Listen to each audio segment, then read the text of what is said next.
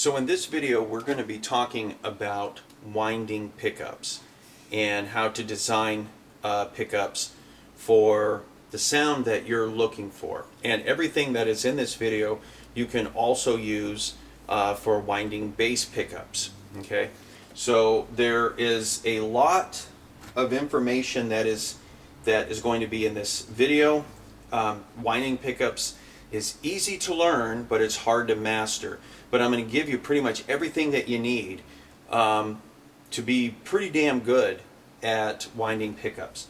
So the first thing that we have to do, and I've done this so many times, but the first thing that we have to do is we have to understand how a pickup works. Okay, so a pickup ultimately is a bobbin, and this bobbin can be made out of impregnated fiber, or it could be made out of ABS or plastic or wood or anything. The whole point of this is to hold the coil of wire and to hold the pole pieces or the magnetized pieces that are going to be in it. So this would be a single coil, and you'll see that there's 6 pole pieces on a single coil, and these pole pieces go through, and it goes into the bobbin portion on the lower portion of this of this pickup. Okay, there'll be 2 eyelets right here for a single coil, and these pieces right here can be made out of just some type of magnetic material that's not actually magnetic, but it's got an iron base to it, so if you put a magnet up to it, it would become magnetized. Or it can actually be made out of alnico, and alnico is made out, it's an alloy that's made out of aluminum, nickel, and cobalt. Alnico comes in different numbers, and the numbers basically represent the ratio. So if you see alnico 2, okay, that'll mean that it's a certain ratio of these metals. Okay, if you see alnico 5, it's a different ratio. If you see alnico 7, or you see 6 or 8 or whatever, it's a different ratio of these. Typically, the higher the number is, the more charge the magnet can hold. You can, when you gauge the magnet, you can end up really putting a heavy charge on it if it's got a very high number. The vast majority of magnets we're going to be using in pickups are going to be alnico 2 and alnico 5. Okay, generally speaking, alnico 2 is used for vintage pickups, and it's used for necks. Okay, generally speaking, that's what they're used for, because this does not hold as much of a charge as this does right here. Okay, and an alnico 5 can hold a lot more charge to it, and so you'll see these for higher output. Okay, higher output, and you'll also see these a lot for bridges. BRIDG bridges. There we go. That's what we're going to see these for. Now, the cool thing about an alnico 5 is you can charge it to the same strength as an alnico 2, because alnico 2 is fully charged is less than a fully charged alnico 5, but you cannot charge an alnico 2 to a fully charged alnico 5. Okay, so the alnico 5 is probably the most versatile, and this is probably one of the reasons why even if you get a vintage pickup, it can still be an alnico 5. They just didn't charge it as much as they could have. Okay, so even on a single coil, these are going to be either alnico 2 or alnico 5. On pickups for like humbuckers, this is almost always true. Alnico 2 is almost always for the neck, and an alnico 5 you're going to see is in a lot of the bridges, but sometimes on the vintage you will see an alnico 2. So we have magnets going through here, okay, or something that is magnetized. On maybe some Fender pickups or some Chinese knockoff pickups, you'll see that we have an iron core base for these poles, and they protrude through the base, okay, like this. And what they'll do is they'll take a ceramic magnet and they'll put a ceramic magnet on both sides of these poles. And what that does is it charges the pole pieces that are going through. And that's another way you can do it. You can use ceramic magnets also in a humbucker. Ceramic magnets you cannot charge or degauss. You cannot gauss them or degauss them. It is what you get is what you get with those. And a lot of times, if you put too heavily of a charged ceramic magnet in your pickup, it's going to become brittle and it's not going to sound good. When I say brittle, I'm talking about the sound of it. You're going to hear too many highs, and the output on it is going to be high, and it's probably not going to be very pleasing to the ear. Most people want to have a full spectrum, but they want it to be warm.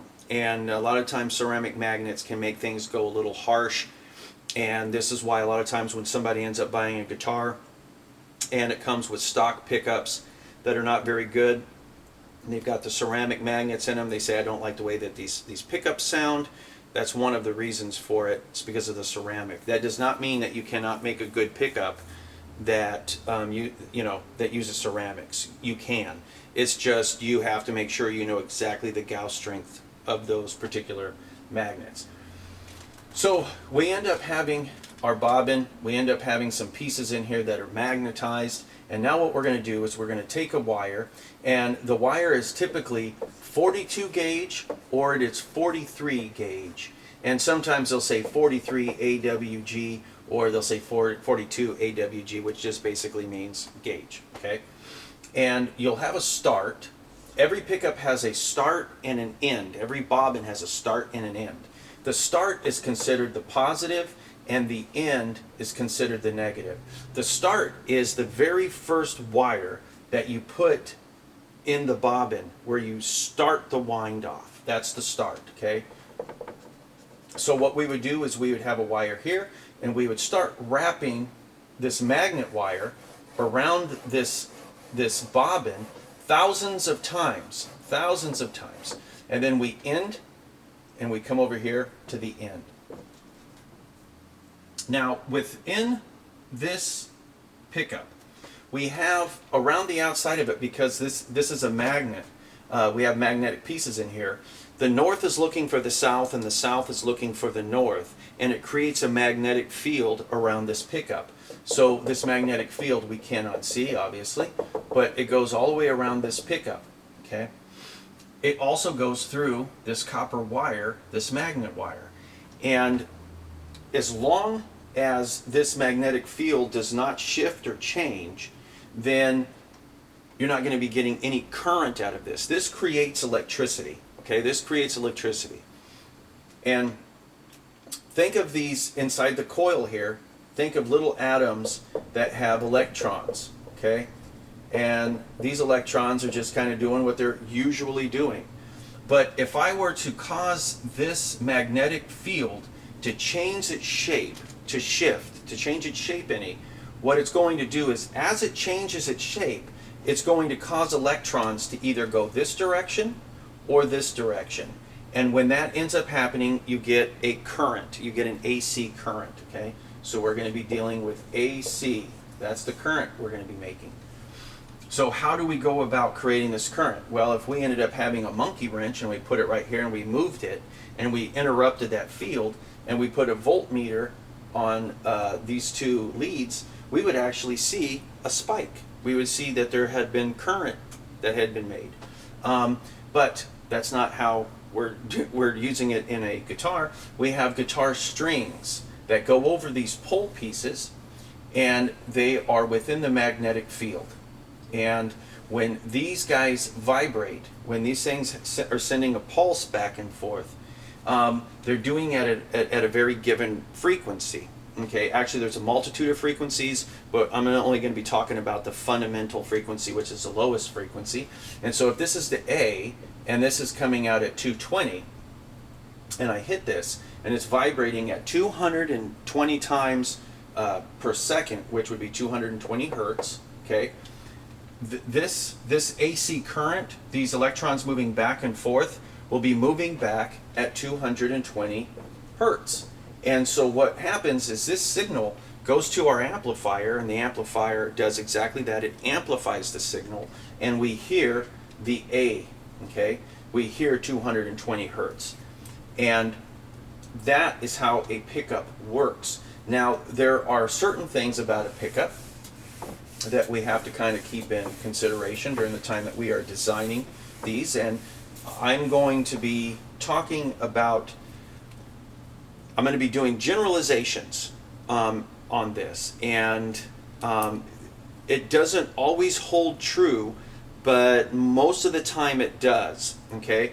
And you'll understand what I mean by this, because there's this balancing act that you kind of have to be dealing with during the time that you are designing and winding pickups, and it's a combination of the magnetic strength, it is a combination of the gauge of wire, how many winds, okay? And this is a balancing act. You have to kind of mess with these three things in order to get the pickup to perform the way that you want it to perform. So first thing that we're going to talk about is the wire, okay? And when it comes to the wire, like I said, generally you're going to be using 42 gauge or 43 gauge. These are very, very thin wires, and they're usually coated in some kind of enamel or polyester or something along those lines as an insulator. But it's very thin. It's like a human hair.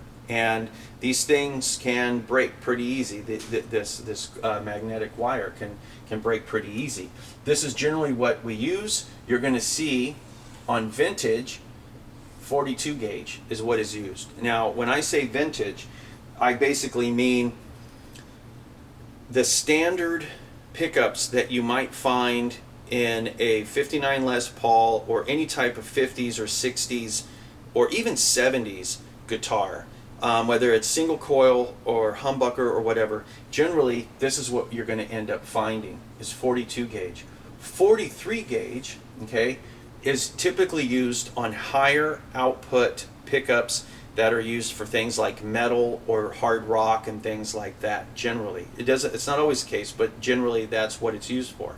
So if you want to have a more, and this once again is not always true, but this is kind of like a rule of thumb.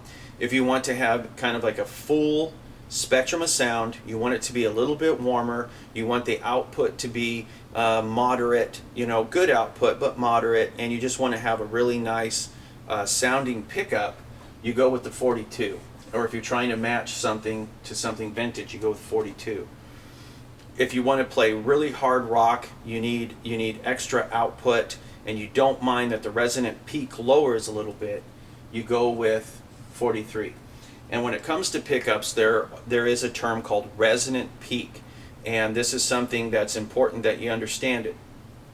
Resonant peak basically means this in really layman's terms.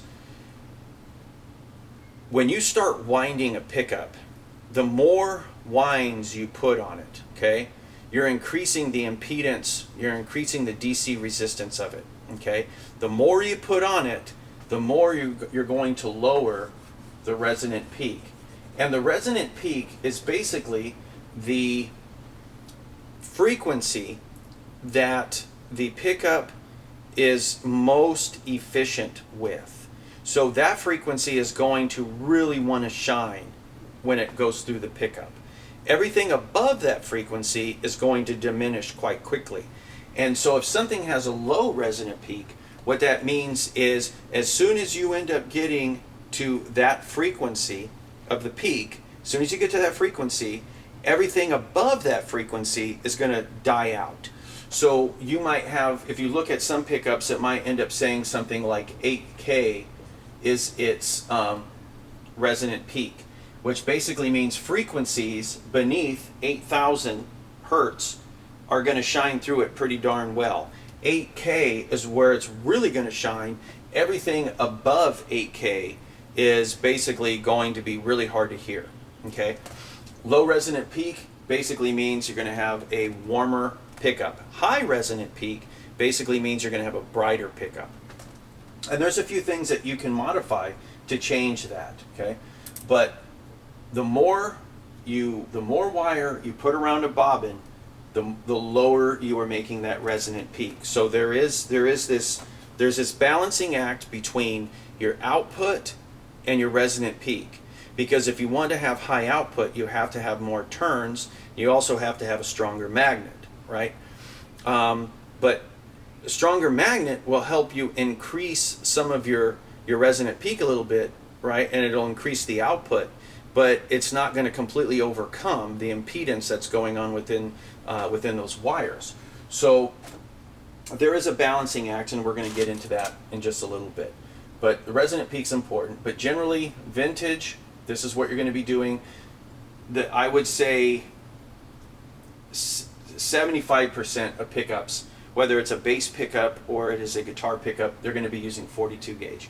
43 is for the higher output pickups that are typically used for a lot of metal, okay, and heavy rock and stuff like that. But that's not always the case, but generally it is. We have the Alnico 2 and we have the Alnico 5, which I had mentioned before. Alnico 2 is generally used for vintage. And you can't really charge it too much to the point where it starts sounding really brittle and shrill and stuff like that. So the Alnico 2s are really good for a very warm pickup that has a full spectrum of sound and is just really an all-around good sounding pickup for nearly any genre. Alnico 5 can also be used for that as well, because you don't have to charge it to its full amount. But Alnico 5 is also used for some of the higher output pickups. So if you're using 43 gauge, you're probably going to be using an Alnico 5 pickup. You don't have to, but you probably will. If you have a lot of coil on a pickup and you have a very weak magnet, it sounds very muddy. You're going to get a lot of lows, it's going to sound kind of distorted, and it's going to sound muddy, and it's not a sound that a lot of people like. So you have to, once again, you're doing this balancing act. If I put more wire on the bobbin to increase the output, right, it's going to lower the resonant peak, but at the same time, I don't want it to sound too muddy, so I have to put the proper magnet in there at the proper Gauss strength in order to really get the sound and tone that I want. So we have the gauge, we have the magnets, and we have the strength of the magnets, but then we also end up having the turns, right? How many winds are there?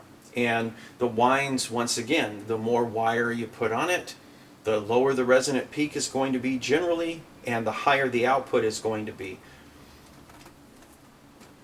With all things being equal, okay, if I were to sit there and I were to put 43 gauge and I were to do 6,000 turns, okay, on a pickup, and I were to do 6,000 turns of 42 gauge, the DC resistance would be different on both of those. The 43 would have a higher resistance, okay, and resistance is done in ohms, but it would have a higher resistance, and that would imply that it also has a higher impedance. And impedance is basically the same thing as resistance, except it's with an AC type current. And so, even though it has a higher resistance, right, and it would basically mean the resonant peak is going to be a little bit lower, but there's not the same amount of copper, right, because it's thinner. And because of that, this would have less output compared to this guy, okay? And these are the things you kind of have to sit back and think about during the time that you're trying to come up with a pickup idea. I'm going to give you a couple of common examples here. Let's say, for instance, you want to wind a pickup that is like a vintage Les Paul 1959 PAF or something, okay? One of the originals. What you would want to do is you would use 42 gauge, okay? You would use an Alnico 2, okay? And also, with the Alnico 2, sometimes you can get these magnets that are polished Alnicos, and then there's some that are rough. The rough ones, sometimes they used in some of the older pickups. The polished ones and the rough ones, the magnetic field, the shape of it is slightly different. The polished one is quite honestly more efficient, and it's more predictable, it's more consistent, where when you have the rough one, each one is a little bit different, and the shape of the magnetic field is a little stranger. But if you really want to get that vintage sound, you should probably use something that's rough and not polished. And so you do this, you would end up using something around 50 millimeters, okay? And 50 millimeters, I'm referring to the spacing of the pull pieces within the bobbin. So if we looked at the bobbin right here, and this would be one pull piece and this one would be the other, we'd have some in the middle. If you measured from dead center to dead center, this would be 50 millimeters, okay? Now, that is a standard PAF type thing. And even though back in the day it was less than 50 millimeters, this is pretty much what the standard is now. If you had a Floyd Rose or you have a Fender type, they would say that it's F-spaced, and F-spaced is 53 millimeters, okay? So, but on a 50 millimeter bobbin, 42 gauge, Alnico 2, you would do anywhere from 5,000 to 5,500 turns per bobbin on each one of those. And if you did that, you put these guys together, you would have pretty much identical to what was used in a 1959 Les Paul. And so this would be the recipe, right, for your particular pickup. Now let's say, for instance, you wanted to be Mr. Eddie Van Halen or something like that, and you wanted to have a pickup that had a little bit more output and a little bit lower resonant peak. What you could do is you could wind these guys to closer to 6,500 each. 6,500 to 7,000. And that's going to increase the output, but it's going to also end up lowering the resonant peak, so it's not going to be as many highs inside there. You could do something like a Seymour Duncan, like 59, which is pretty much them mimicking this right here. But there's also the 59 specials and all this other stuff, and really all they're doing is they're just changing this to maybe like an Alnico 5, right? Which will end up increasing the output a little bit, but what it'll also do is it'll end up bringing some of those highs back into it. But if you had this recipe and then you changed it to this, you would have a completely different sounding pickup. And so during the time that you're trying to determine, you know, how you're going to wind a pickup and what the goal is of this pickup, you have to have a base, you have to have a standard. And for me, the standard is this right here. The Gibson PAF, okay? That is pretty much the standard I go by. So if somebody says, I like playing a lot of blues, I like playing a lot of jazz, this guy right here, right? Somebody says, I like playing a lot of 70s rock, I like doing 80s rock.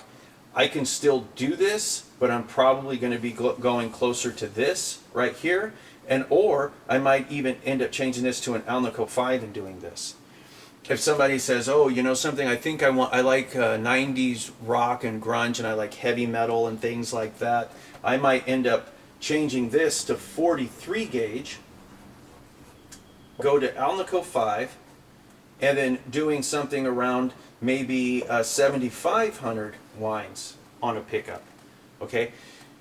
And this is how you go about kind of designing your pickup. So you have a base, you have a standard, and then you just kind of go by what you know about that one and say, if I add this, what sound am I going to get? What kind of performance am I going to get if I add this? If I take this away, what's going to end up happening? If I increase the magnet, what's going to end up happening? This is how we go about doing it. Now, let's see here. You do not have to, also you do not have to have one bobbin be perfectly balanced with the other bobbin. You can have one bobbin at 5,500 and the other one you could put 4,300 on, okay? And by doing something like that, it's going to change the dynamics of the pickup. It's going to sound a little bit different, okay? You could even have this one be 42 gauge and have this one be 43 gauge. And it'll sound different. And you know, when you first start winding pickups, experiment. You know, break the rules. Try to come up with some stuff that sounds really interesting. And the more that you experiment, the more you start learning what you can get away with and what you can't get away with. You know, things that do work well together, things that don't work well together. Following the recipe of the original PAF that I showed you right there, you can't go wrong. If you say I want a little bit more output, a little bit more brights, switch it to an Alnico 5. And if it's still not good enough, then you know, okay, I'm going to have to change the wind on it. I'm going to have to either increase the wind or I'm going to have to change the gauge of the wire. So let's go ahead and talk about phase and how it relates to our pickups before we actually start winding pickups, because this is something that you need to understand. Phase is really just the relationship and timing between two signals, and we get constructive interference or destructive interference, or some people might say it's constructive or whatever. Did I say constructive already? You know what I mean. One of them either adds or the other one takes away. And so what I'm going to do is, this is a 0, okay? This line means that there's absolutely no current that's coming out of the pickup, okay? And I'm going to do one down here. I'm going to do another one here, okay? Nothing is coming out of the pickup right now. But let's say we hit a string, and I'm going to do a sine wave, and this is not actually what the signal looks like, but this is just so you have a good idea of what's happening here, okay? And I do something like this. Everything above the line is positive, and everything below it is negative. So if this is a positive 5, okay, this means that there's obviously nothing here. This is positive voltage, and from here to here is time, okay? But it goes up, kind of comes down, it becomes negative voltage, and then it comes up and it becomes positive voltage and it goes down. Okay, this would be one signal. But the pickup is, we'll get into hum cancellation here in a second, because this is what it's all based on, okay? Now if I ended up having another signal from another pickup that was identical to this, okay, so it looked just like that right there, we would end up getting what's called constructive interference, and what you add these guys together. So if this was like positive 5, and let's just say that this is positive 5, which is actually not the voltage, I'm just saying this for the sake of it, together we would get positive 10. So these signals would actually become amplified, and you would see something that would be like this, okay? This would be something that would be constructive, it would be good. And these would be in phase. This would be perfectly in phase. Now let's look at something that is out of phase. We'll do the exact same thing. We'll draw a few lines here. And once again, let's say we have a signal that's kind of doing this, but we have one that is a mirror image of it. Okay, so we end up having something that looks like this. Okay, we're going to be doing the exact same thing. If this is positive 5, and this is negative 5, we get a total of 0. So nothing happens here. If this is, you know, like positive 2 and this is negative 2, once again we get 0. And if this is negative 1 and this is positive 1, we get 0. So the output is this. Okay? In other words, you lose your signal because these guys cancel each other out. Now this is considered 180 degrees out of phase. Okay? Now, let's say for instance, this is 60 hertz. This is the hum that we hear with our single coil pickups. This is the hum that everybody hates, and the whole reason why humbuckers were made. So if we ended up having one that was coming in like this, but we had a mirror image, it would cancel out the 60 hertz, right? That would be a good thing. So why is it that pickups do not cancel each other out? Well, sometimes some of the frequencies do get canceled out, and we call it the pickups are out of phase. So if we ended up having two single coil pickups, this is for the bridge, this is for the neck, and if we think about the string, right? If we think about the string here, and when we hit it, we have a pulse that's moving back and forth, but when you look at it, it's moving so quickly, it basically kind of looks like the string is doing something like this, right? This is where the majority of the movement is. As you get closer to the bridge, there's less movement, and wherever you're fretting it or where the nut is, there's less movement, okay? It's the frequencies that you're going to be getting here on this portion of the string are going to be different than the frequencies that you're going to be getting here, okay? There's going to be some frequencies that are the same, but there's going to be some that you're not going to, that are going to, some of them, the amplitude of these frequencies are going to be different, Okay, so if these pickups are out of phase with one another, what's going to happen is this is going to pick up the highs, okay? This is going to pick up the lows. And the ones that pick up equally, or the ones that they pick up that are really close to being identical, those are going to get canceled out. And so a lot of times what you'll hear is this really weird hollow sound, and you'll hear some highs in it and stuff, and it's going to not have a lot of output and whatnot. So when things are out of phase, you can tell because it sounds kind of off, and it doesn't really have the oomph that you're looking for, okay? But this is the reason why the pickups themselves, when they're out of phase, you can still hear some of the frequencies because they're not in the exact same spot, okay? So let's talk a little bit about the wiring of these guys and the phase. So if we have a humbucker, okay, we have a start and we have an end. So we'll just say that this is our start, this is our end, this is our start, and this is our end. This side over here will be north up on top. This side right here will be south on top, okay? So it's kind of creating a mirror image, right? Because the polarity, by having one south, one north, you're kind of flipping the polarity of these two. So the start, typically, this would end up being where you'd go to your volume pot or whatnot. This is the hot, okay? These two typically are connected, the end to the start. These are connected, and then this is what would go to ground. And by doing this, it cancels out the 60 cycle hum that we hear, so it's humbucking. But what it does is it takes both of these signals and it doesn't cancel out what's actually happening here within these two pickups. So it actually ends up making the sound beefier, as if there's two single coils that are picking up the signal from the string. This is the way that a humbucker should be wired, okay? Start goes to positive, the end goes to the start, and then this end goes to ground. But what were to happen if we were to have north-north, right? If we did north, north, and this will typically happen on two single coils, okay?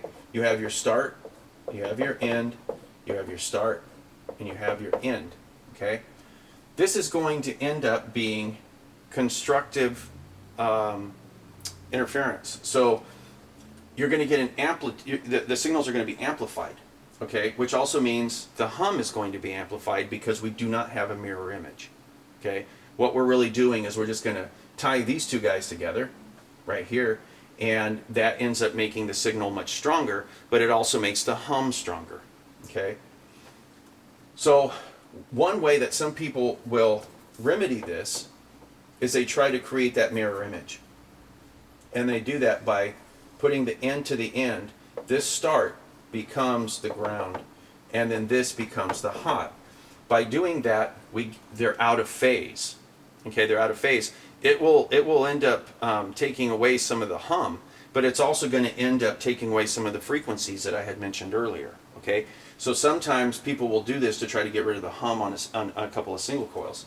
Kind of works, okay, but the pickups sound weak, and like I said, they sound a little strange. So a better way to do this,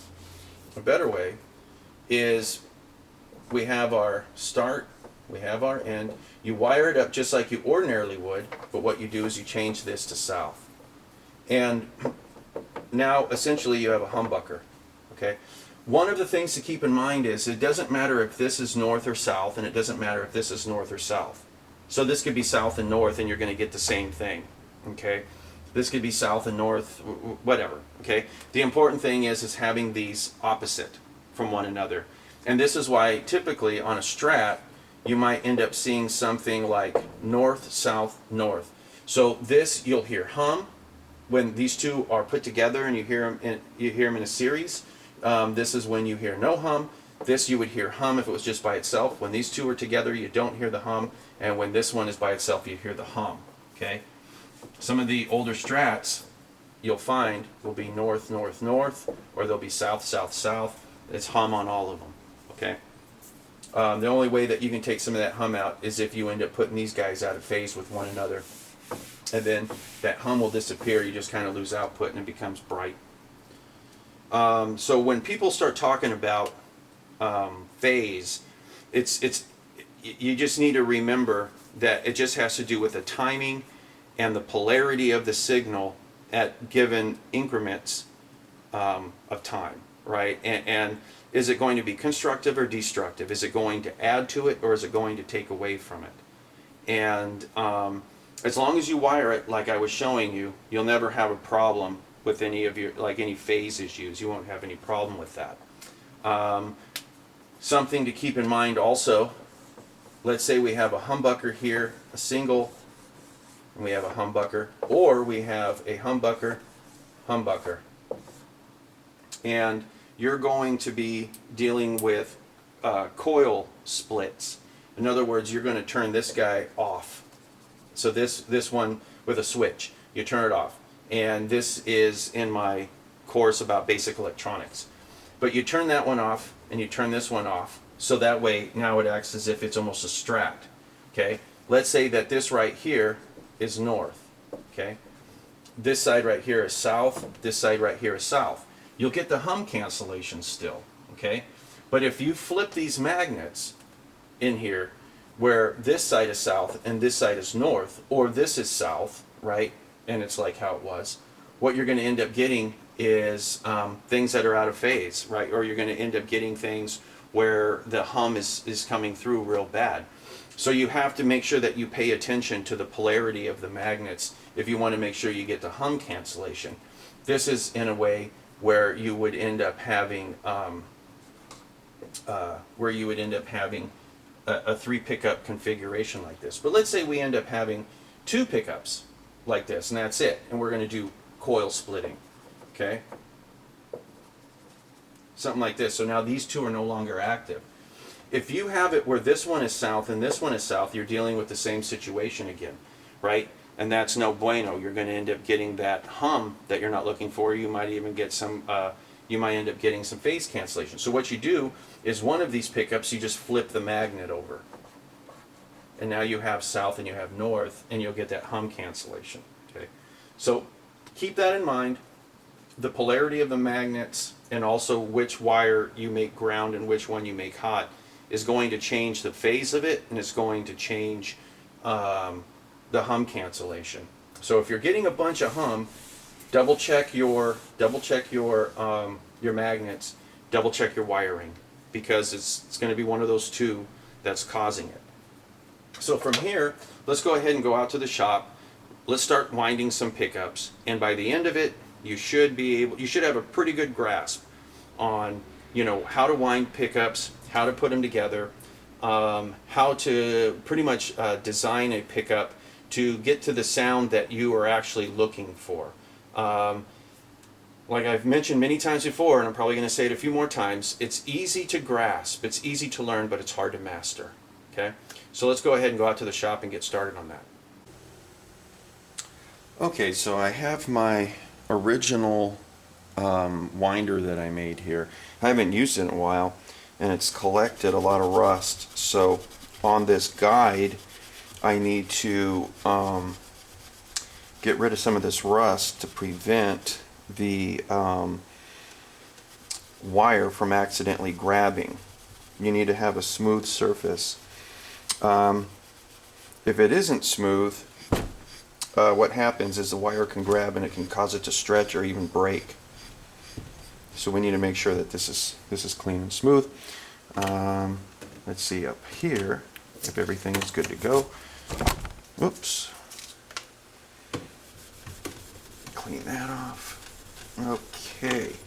So let me show you what's kind of going on here with this winder now. There's a lot of different winding machines out there. And you know, all of them work. The whole thing is you just have to you know, either make one that suits your purpose, or you can buy one. Typically buying them is really expensive.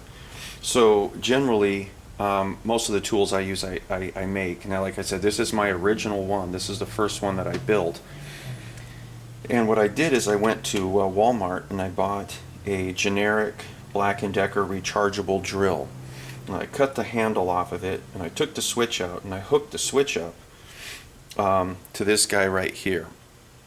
So by putting it on in this direction, it goes this way. Turning it off, and I go this direction, it'll turn this way. Exactly what the drill would ordinarily do. Now what I'm using for a power supply is this block right here that is used for low voltage lighting for your yard. That way I can always make sure I have enough amperage and whatnot. The problem with this particular guy right here is it lets out AC current, and this uses DC current. So I had to hook up a rectifier to it, and a rectifier is just nothing more than 4 diodes. So I have a full wave rectifier, and then I don't know if you can see this or not, but I have a capacitor right there that's acting as a filter and also kind of prevents spikes. Now, anything that you use that will create the spin is going to be just fine. This, I have a chuck, one of the types of chucks that you don't need to have an actual chuck key, and inside it I built this piece right here, and this is just a rod that goes inside the drill, tighten it down, and then this piece right here I welded on, and this is just a piece of metal right here. The important thing is that this guy right here is parallel to the side. You don't want it to be angled in any way. You want it to be straight up and down. On the back side of this there is a magnet. Okay, let me move the camera so you can see exactly what I'm talking about here and kind of zoom in. Okay, so we have a magnet right here, and this is known as a reed switch, just like this little guy right here is a reed switch. And what happens is when there is a magnet in the area, it closes the switch. So every time that this guy passes right here, up on top, let me back up again. Up on top I have a counter, and every time that this magnet passes through here, it gives me a reading. Right now we're at 81. Let me reset that. But if I turn this on,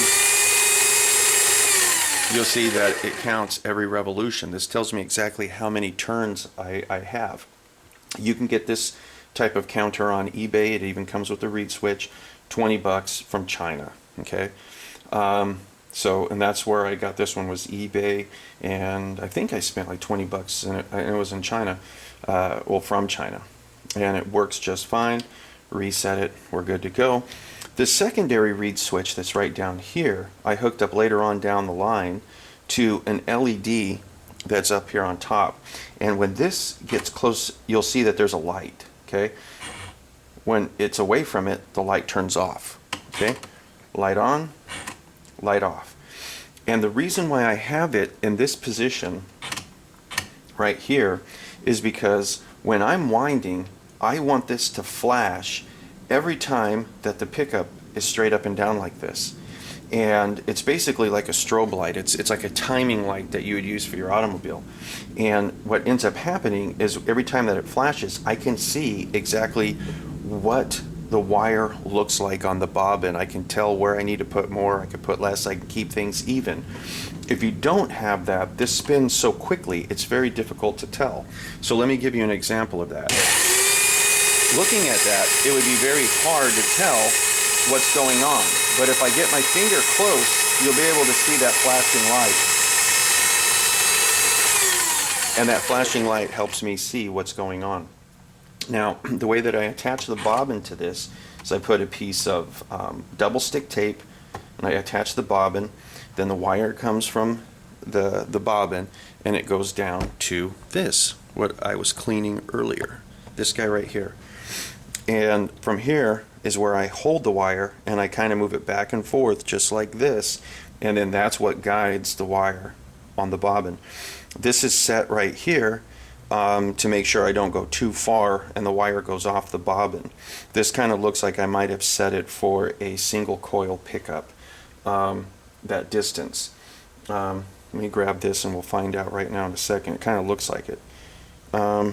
Yeah, see, because the distance from here to here should really only be the distance of the bobbin. So this is a single coil pickup setting that I have on that right there. So do you have to have these little flanges? No, you don't, but it does make things a lot easier. And you'll see that this is very primitive. This winding machine is very primitive, but I've had it for years, and I've never had a problem with it, and it works really well. All total, I think I spent maybe 65 bucks on it. Now, if you go and you buy one that has been pre-made, you might spend $200, $300 on it. I've seen some people get a counter like this, and then what they do is they hook it up to a sewing machine, and they put it on the wheel of the sewing machine, and then they just attach the pickup on the sewing machine, and they use the pedal on the sewing machine to get the revolutions that they're looking at. The most important thing is you're able to count the winds. You can put the wire on in a nice even fashion, and you don't have anything bundled up on one side too much compared to the other side. And basically it's not going too quick and it's not going too slow. If the machine is moving too fast, it can actually pull the wire, and it's going to end up causing the pickup to not really react the way that you want it to. It's not going to perform the way that you need it to perform. So a standard drill like this works actually quite well. You just need to make sure, like I mentioned before, that it's perfectly straight and it's up in, parallel, right angle to what you're working at, to make things a lot easier. I do have a not a bicycle bearing, but a roller skate bearing embedded in this piece of plastic to help guide this to make sure that it runs smooth. But this is pretty much what I used for years and years and years. I built a better one, but ultimately it's the exact same thing. And like I said, you can purchase some that have been pre-made. They're usually expensive, or you can just build something like this or use a sewing machine. It all works. It all works, okay? But let's go ahead and talk a little bit about kits. Where do you buy your bobbins? Where do you buy your plates and stuff like that?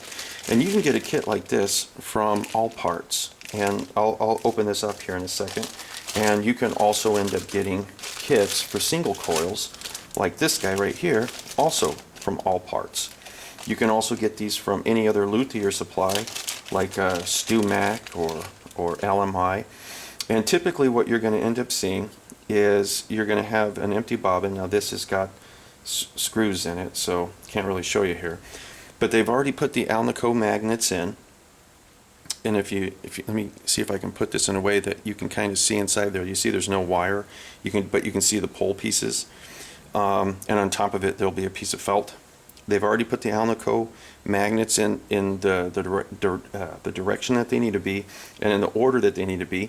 Typically you'll see that these two are shorter, these two are taller, this one's shorter than all of them, and then this one is the same height as this. This is for the radius of the fretboard, but this is also to kind of make that B string not so prominent. They lower it a little bit. And you can actually end up doing this with all of your single coils. If you don't have to have these two taller. You can push these down and just have these stick out a little bit, and you can actually control the way that this particular pickup sounds just by knocking some of these guys down a little bit lower or bringing them up just a little bit. You can't bring them up too much because this is only so thick, but you can full width a little bit. Right here you'll see that there's a couple of brass eyelets. Okay, back here you can probably see it better. Now these brass eyelets are basically what you're going to end up soldering your wires to. Your start wire and your end wire will be soldered to these guys, and it also will generally come with some vintage type wire that has a cloth that has been dipped in wax wire like this. So you would strip these or pull these guys back after you put your coil on there, and then from there you would go ahead and put your wire in like this, twist it up, and then you push it through that big hole down through the bottom. Okay, so that's pretty much what you're going to end up getting with a single coil pickup kit. You're going to get the cover for it, the screws, the springs, the Alnico magnets. Now all of these things you can buy separately. You do not have to purchase them as a kit. One good thing is generally the magnets will come magnetized. I just ran this by where I ended up doing the steel wool, and you'll see that it picked up all these steel wool particles. These come charged already, so you don't really have to have any means of gouging your magnets. But it comes with some 4-strand wire. it'll come with a couple of bobbins. Whoops. It'll come with a couple of bobbins, one screw side bobbin, and one slug side.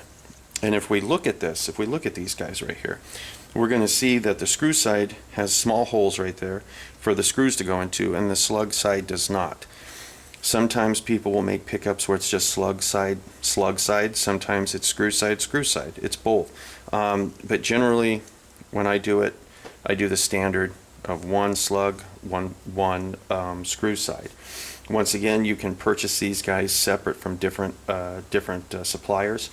When these are made out of ABS, and they don't tolerate solvents real well, so you can't really clean these. You have to be very careful on how you clean them. A lot of times these guys have some static on them. They'll start collecting dust or whatnot, and if you use the wrong thing to clean these guys with, you're going to end up making streaks, and you're going to kind of melt the plastic. These are ABS, so you have to be careful with that. Also, when you look inside a bobbin, let me get this a little bit closer, when you'll see that there are certain holes in some of these areas. Some pickup bobbin manufacturers have holes in different spots, but we're going to end up using these holes a little bit later, and you'll see that it's the same on this particular one. But we got a couple of those. It will also come with the screws that you need for the screw side. So this is for the bobbin, okay? It'll come with 6 of those.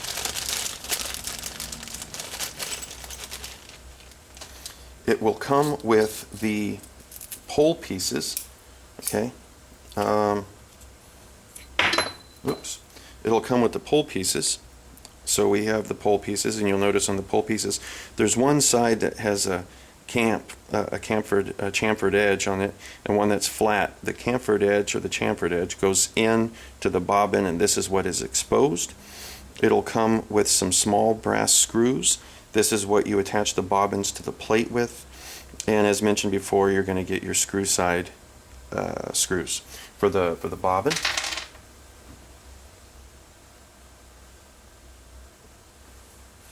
It will come with a magnet. A lot of times you can order it either an Alnico 2 or an Alnico 5, and as mentioned before, these are charged. Sometimes the charge on them is quite a lot, sometimes it isn't. So depending on the type of pickup that you're making, you might have to degauss them. And to degauss a magnet is pretty much the exact same way as you would charge one. The only difference is you put it in reverse, just to kind of take some of the charge away. And I'll briefly go over that with a little charging tool that I made for Alnico bar magnets. It will come with a plate, a base plate, and this base plate is non-magnetic. Okay, non-magnetic. Sometimes they're brass, sometimes they're nickel. In this case, this is nickel. And you'll see that there is a hole for where the wire is supposed to leave the pickup, the 4-strand wire. And you'll see that this little hole here and this little hole here, this is for where the brass screws go in to hold the bobbin in place, and then these holes are for where the screws here through the bobbin, through the screw side, can actually go through. There's a couple other things we got to look at. It comes in these kits. These kits really make it much easier for you. They'll also come with little wire like this, 2 black, 2 red, one for the start, one for the end. So start, end, and then this helps you kind of know exactly, when you're putting up your 4-wire, it tells you exactly what is what, and this is actually what's going to be going inside the pickup itself after you tape it. So these you will not see. These are both what are spacers. This spacer is for the side that uses slugs, and this spacer is for the side that uses the screws. And what happens is the pickup magnet attaches to the side of this, and it holds onto it through magnetism, which in turn charges this. And so when these screws get real close inside there, they become magnetized. Okay, and this is something that you can't really get rid of. If you do get rid of this guy right here, the magnetism that's going to be on this side is going to be far less. So if you have a pickup that's really bright on that particular side, or you're going to be trying to do some interesting things, you could remove this just to see what the end result is going to be. This one is for the slug side, and let me grab this guy right here. The slug side, this sets to it like this, so that way during the time that you're tightening this down on the base plate, it doesn't cause this to shift. Because on this side we have the magnet, okay? On this side we have the magnet, and if we did not have this and we tried to tighten the screws down through the bottom, what would happen is it would want this bobbin to kind of go like that. And so what this does is it prevents that from happening, and it makes the bobbin stay perfectly flat. And that's pretty much what you get in a kit, and it does really save a lot of time, and it saves a lot of headache when it comes to building your pickups. At All Parts you can get a pickup kit fairly cheap. You can buy the individual parts as well. You don't have to buy them in a kit. I have a lot of parts here in my my parts bin, but there's a couple other things we're going to need. We're going to need some wire. We're going to need some tape. This tape right here is what goes around the outside of the pickup after you're finished, and then this tape right here you can use to tape any type of soldering joints that you've done, as well as going around the individual pickup itself to hold the wire in place, like I have done here.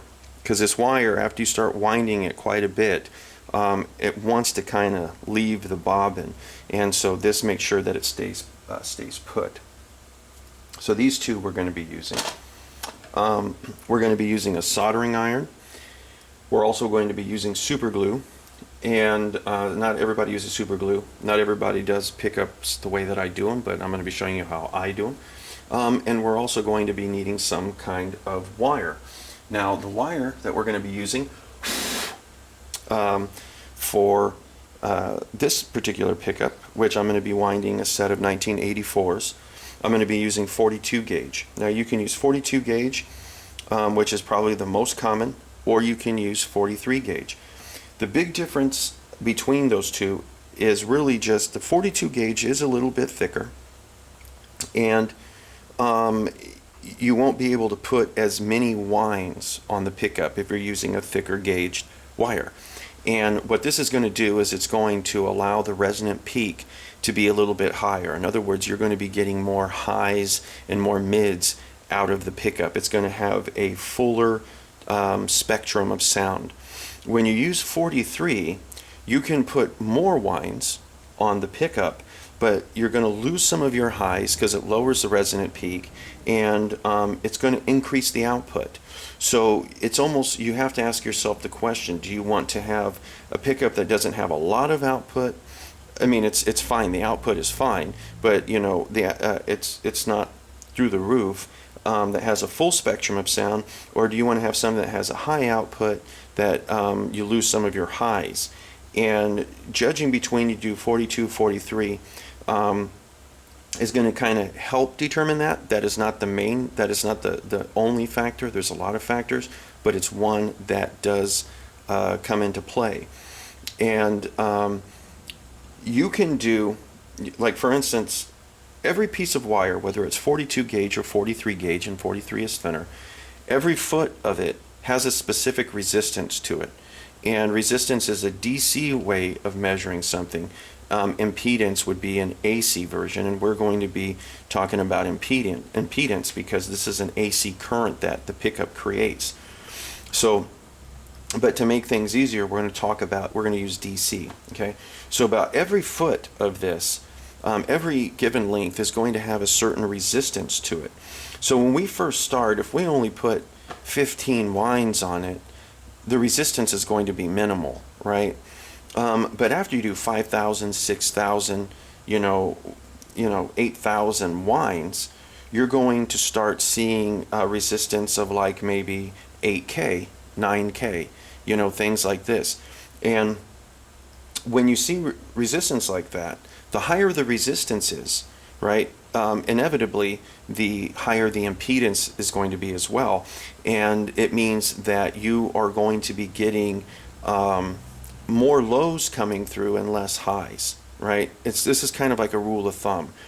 So if you're winding a pickup and you want the pickup to have a lot of highs come through, a lot of mids and the lows, right? You want to have like a full spectrum.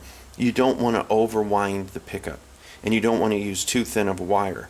But if you want something that's really beefy and it's got a lot of lows, it's got a lot of mids, and it's got the high output, like for something for metal, you want to use like 43 gauge, and you want to wind the hell out of it, because it's going to increase the output significantly, and it's going to take some of those highs out of it. Now, like I said, for the 1984s, we're going to be using 42 gauge, which is really the standard for the majority of pickups, even though 43 is used quite a bit.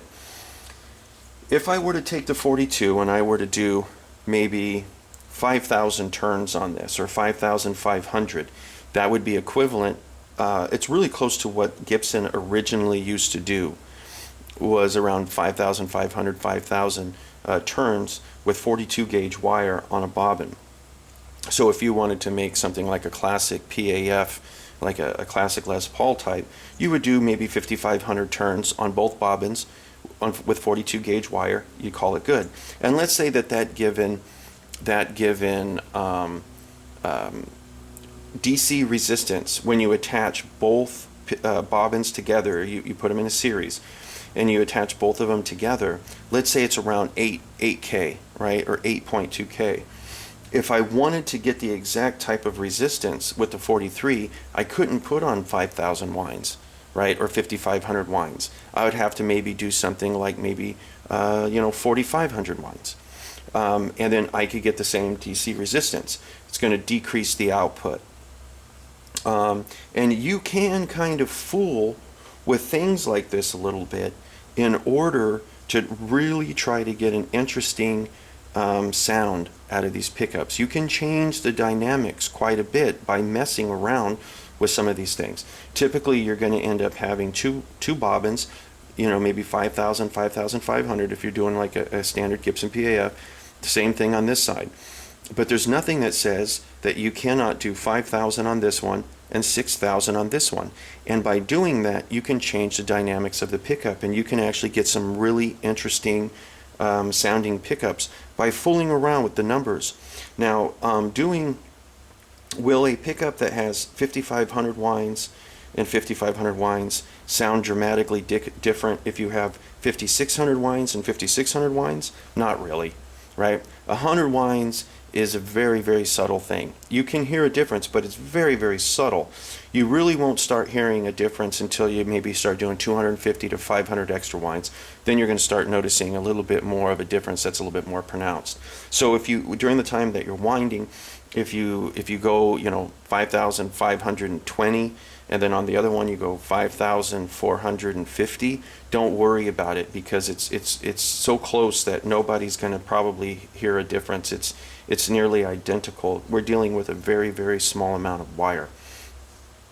But there's also nothing that says that you cannot use 42 gauge on this and 43 gauge on this, right? You can mix and match, and then this is when you can start coming up with some really interesting pickups. There was one that I made that I called the Mrs. Friedman, and it had a sound that was really close to the original Master of Puppets sound, right? And what I did is on one of them I used 43 gauge and the other one I used 42, and then I had some different winds. I wrote down the recipe somewhere, and it had this fantastic low end, but it also had this fantastic high end.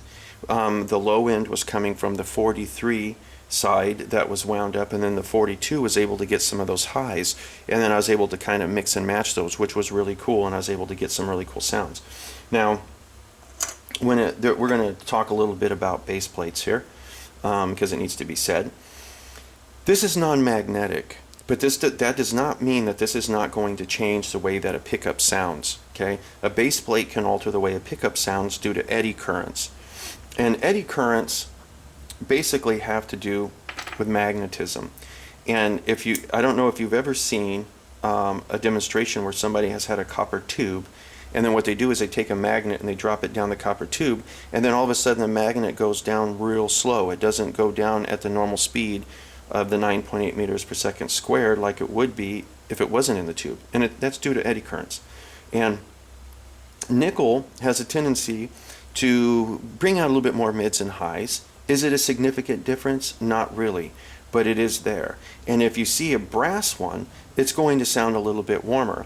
You'll notice that some guitar manufacturers will, not guitar manufacturers, but pickup manufacturers, will use nothing but brass bass plates, like DiMarzio, okay? That's going to make a lot of their pickups sound a little bit warmer compared to one that is made out of nickel. Seymour Duncan likes using nickel, okay? I prefer using nickel as well. So that's with the bass plates. When it comes to the wire, sometimes people are a little concerned that this wire is so thin, and is it going to be thick enough to really, you know, make the guitar sound the way that it's supposed to sound? Is it too thin? You know, you have to remember that the current that we're creating from the pickup is using wire that is like a hair, okay? And so, quite honestly, you could wire your guitar with wire this thin, and it would work. It would work, right? So when you see thin wire like this, this is more than enough. This is more than enough for your guitar to work.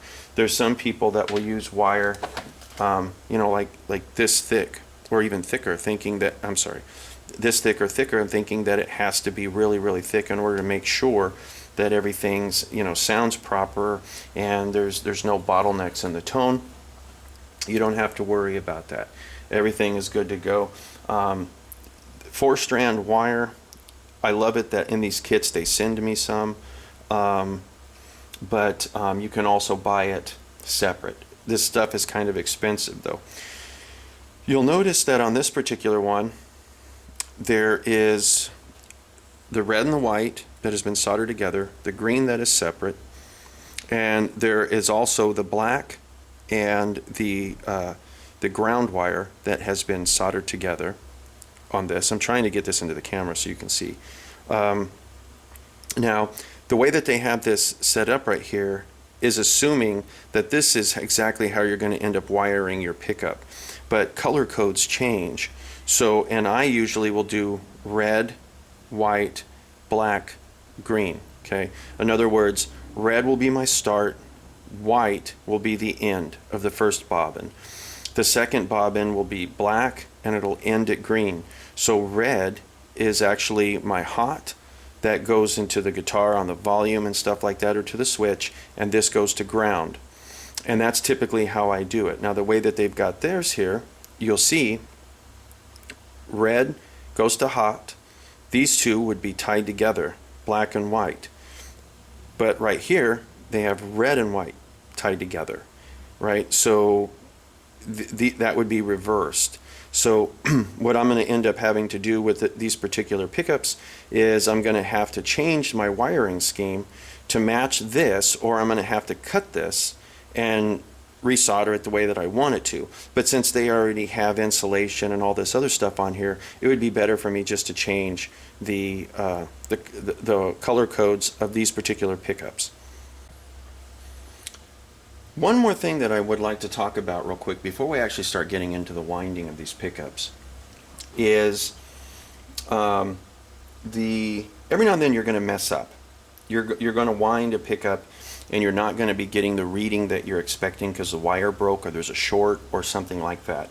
It doesn't mean that you have to throw the bobbin away. It just means that you have to rewind it. And this happens sometimes. And I'll show you an example right here. This was a 2359 pickup that somebody had ordered from me. They kind of manhandled it, and when they manhandled it, they ended up damaging some of the coil.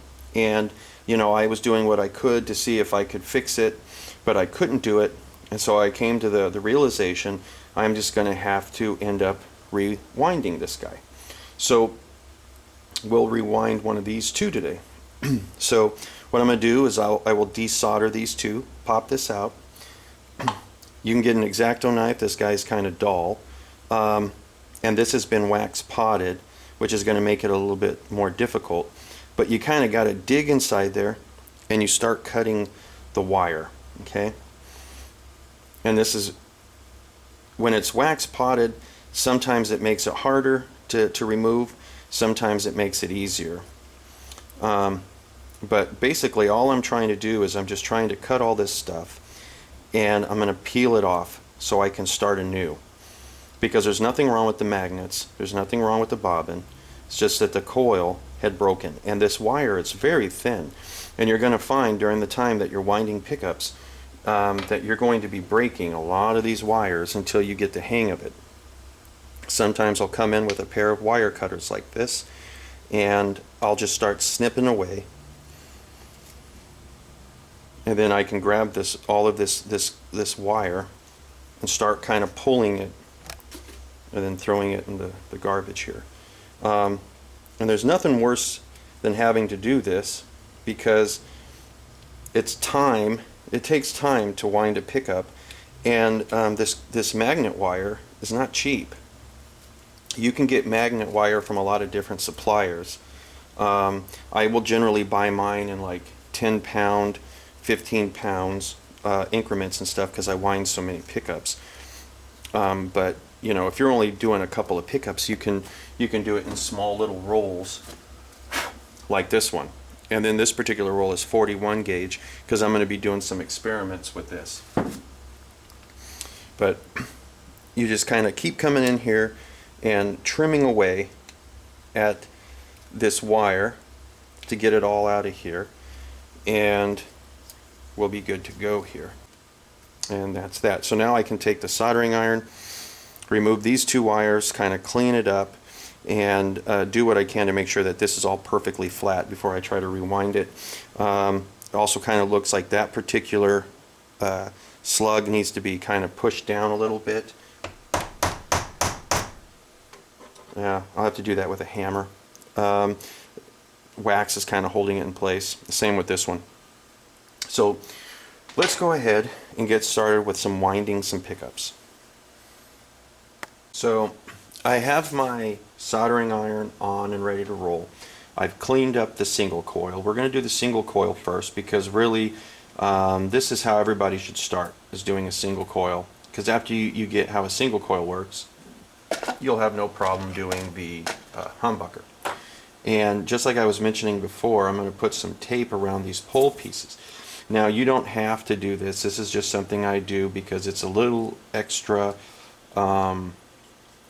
insurance to make sure that things down the line, nothing goes wrong. It kind of helps. You don't have to use this kind of tape. You can even use Scotch tape or anything else along those lines, just as long as it'll help prevent any of the magnet wire from touching the pole pieces. Also, a lot of times when you're buying one of these kits, you have to set the distance from here to here, and whatever kit you buy, it'll tell you what to set the distance. Many times they'll show up already pre-manufactured, and you don't have to worry about that. So let me go ahead, and I'm hoping that this wire, there's enough on this spool to do this. But what I'm going to do, and it's very hard to see, okay, but what I'm going to do is I'm going to say that this is my start, and I'm going to run it through that hole, that eyelet. And as soon as I run it through that eyelet, I'm going to grab it and I'm going to run it through 2 or 3 more times. Pull a little bit more of this wire up, do a couple more by hand, just to make sure that this guy is not going to go anywhere. Something along those lines.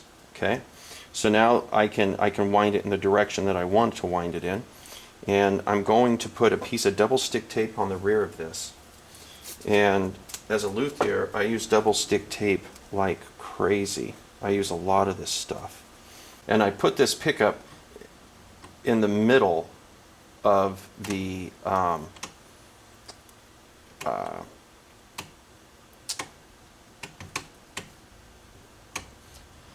pole piece that's coming out of this chuck. But now what I'm going to do is I'm going to take my wire here and I'm going to slowly drop it on the floor. And I want it to be directly under the guidepost down here. Okay, so let me get down here so you can see. I want it to be dropped directly under this. And what I'm going to do from here is I'm going to gently hold on to this to not only be able to guide it, but to keep a little bit of tension on this wire. I don't want to put too much tension, but I don't want to put too little. And from here I'm going to go ahead and start it.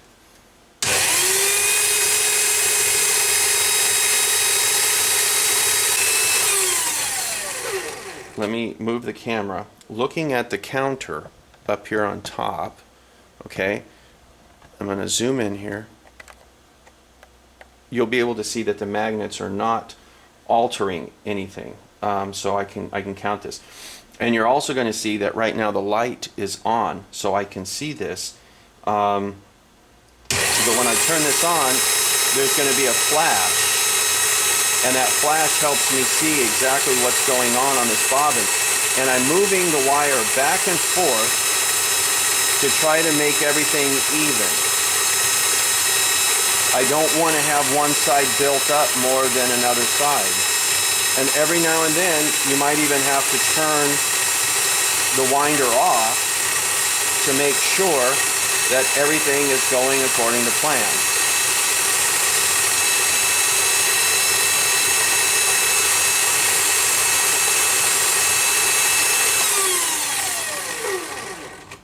So by me turning this off right now, I can kind of turn this and look to see if everything looks fairly even, and it does.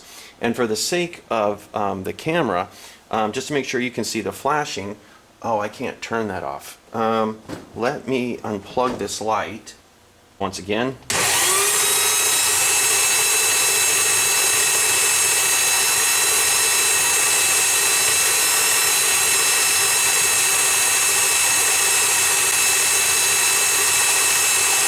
And what I'm doing here is known as scatter winding.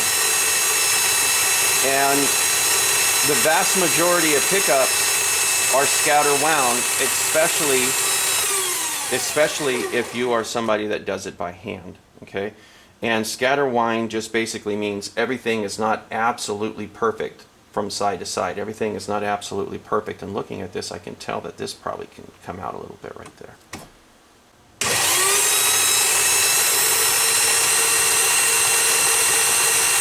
Now on my 2359 pickup, which this is a 2359, I usually go 6,500 turns.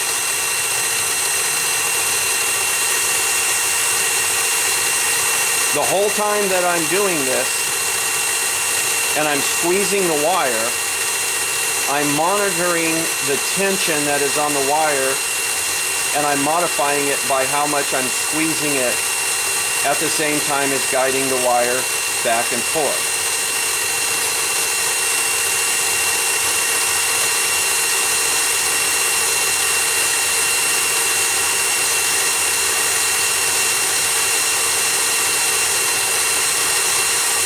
Scatter winds are what was on nearly every single vintage pickup that has ever been made.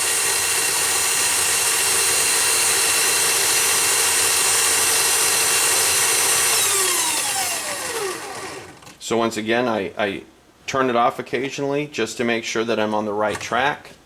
And it looks like there's a couple of spots that I can go ahead and focus on. Trying to make everything even. Trying to keep the tension even.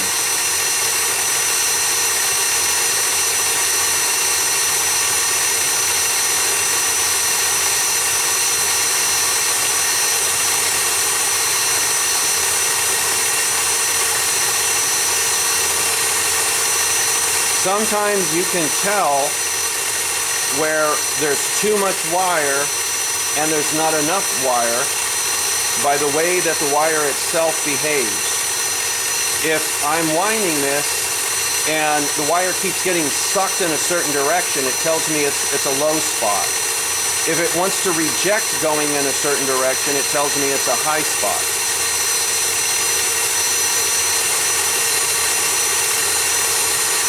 And so not only am I looking, but I'm at what I see here, but I'm also judging by how the wire is acting. You have to be careful of the wire grabbing something on the bobbin. For instance, maybe like the eyelets, right, where the wire gets soldered. Sometimes those are protruding a little bit, and the wire will want to grab that. And if the wire grabs that, what will end up happening is if this wire grabs that, it'll continue winding, but then you have these wires that are kind of stray, and it's going to end up affecting things. So until you get used to exactly how certain things feel and everything, periodically turn it off, double check, make sure that everything's looking right, everything is going according to plan. If something is grabbing, like it's a piece of plastic from the mold of maybe one of the plastic bobbins, you can trim it off with an X-Acto knife, or you can even put a piece of tape right here and then have it fold over this way, and the tape will act almost like a way to prevent that from happening in a lubricant almost.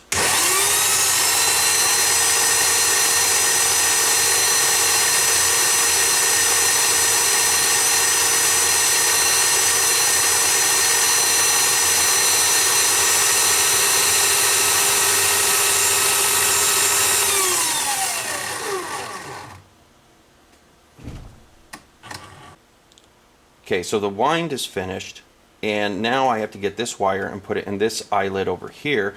But if I just go straight, you're going to see we're going to run into the same problem that we had initially, where this wire is going to cross over onto that hole, and that's going to create a problem. So there's some people that will do a fancy knot, kind of like I was talking about a little bit earlier, and I don't like that knot because it can put a kink in the wire, and sometimes it can actually cause it to break. So what I do is I take my wire, and I try to make sure I know exactly where it's landing, and I take a little bit of super glue like that, and then I just kind of give this a quick spray with the accelerant. Okay, and now that I've got, oops, it didn't quite grab, wasn't quite ready, but now it is. So now I can take it and twist it the other direction, try to keep it low on the bobbin, and now I can weave it inside there. And like I said, everybody that winds pickups has different ways of doing things. This wire is actually really long. I don't need a wire that long. So ultimately, as long as what you're doing works and it doesn't damage the wire any, you're good to go. It's just that in my experience, it seems that the safer I do something, the better. And when I say the safer, in other words, I don't have to do any repairs on a guitar or a pickup that somebody has ordered. So to me, that's what makes it safe. So just like before, I'm going to try to wrap this around a few more times around this eyelet, and this wire is so thin sometimes it's really hard to work with, but after you get one or two turns you're usually okay. So I've got that one in. I'm going to do one more turn. Okay, and the more turns around that you do, the better. It'll make your life a lot easier when you try to solder in these wires. Okay, so now we've got this on here. Everything's good to go. And we're going to take the wires that were on this originally. We have a white one and we have a black one. The white one is generally the start. And I'm going to go ahead, and this is cloth, and sometimes this is a little harder to strip than if you had you know, something that had rubber insulation. It's a little bit harder to strip. But what I'm going to do is I'm going to take this, and through the top of it I'm going to run this wire, and I'm going to bend it over like that. Okay, and now that I have that bent over, I'm going to solder it, and hopefully you can see this quite well. Let me put it here so you can see exactly what I'm doing. Anytime that you're soldering coil magnet wire like this, you have to melt the insulation, but at the same time you can't leave the soldering iron for too long, because it'll end up actually melting through the wire. It'll cut right through the wire, and you'll basically end up having to start over, and that's no good. Get this wire out of the way here. Okay, so we got that, and we'll do the black one. Okay, so now before I do anything else, I need to make sure that we actually have conductivity. Okay, so I take my multimeter and I set it to resistance. Let me see if I can set this here in a way that you can actually see what I'm doing. And what I want to do is I want to test this point and this point. And we're getting 5.16. And I also want to test at the very base of these wires. Okay, so we've got that. We got this. And I'm getting 5.15. So we do have conductivity, and that's a good thing. So let me go ahead and trim off the remaining wire that is on here. So I'm going to come over here and trim this off, and the same with this. Now I'm not trimming off the wire that is on the sides that we wrapped.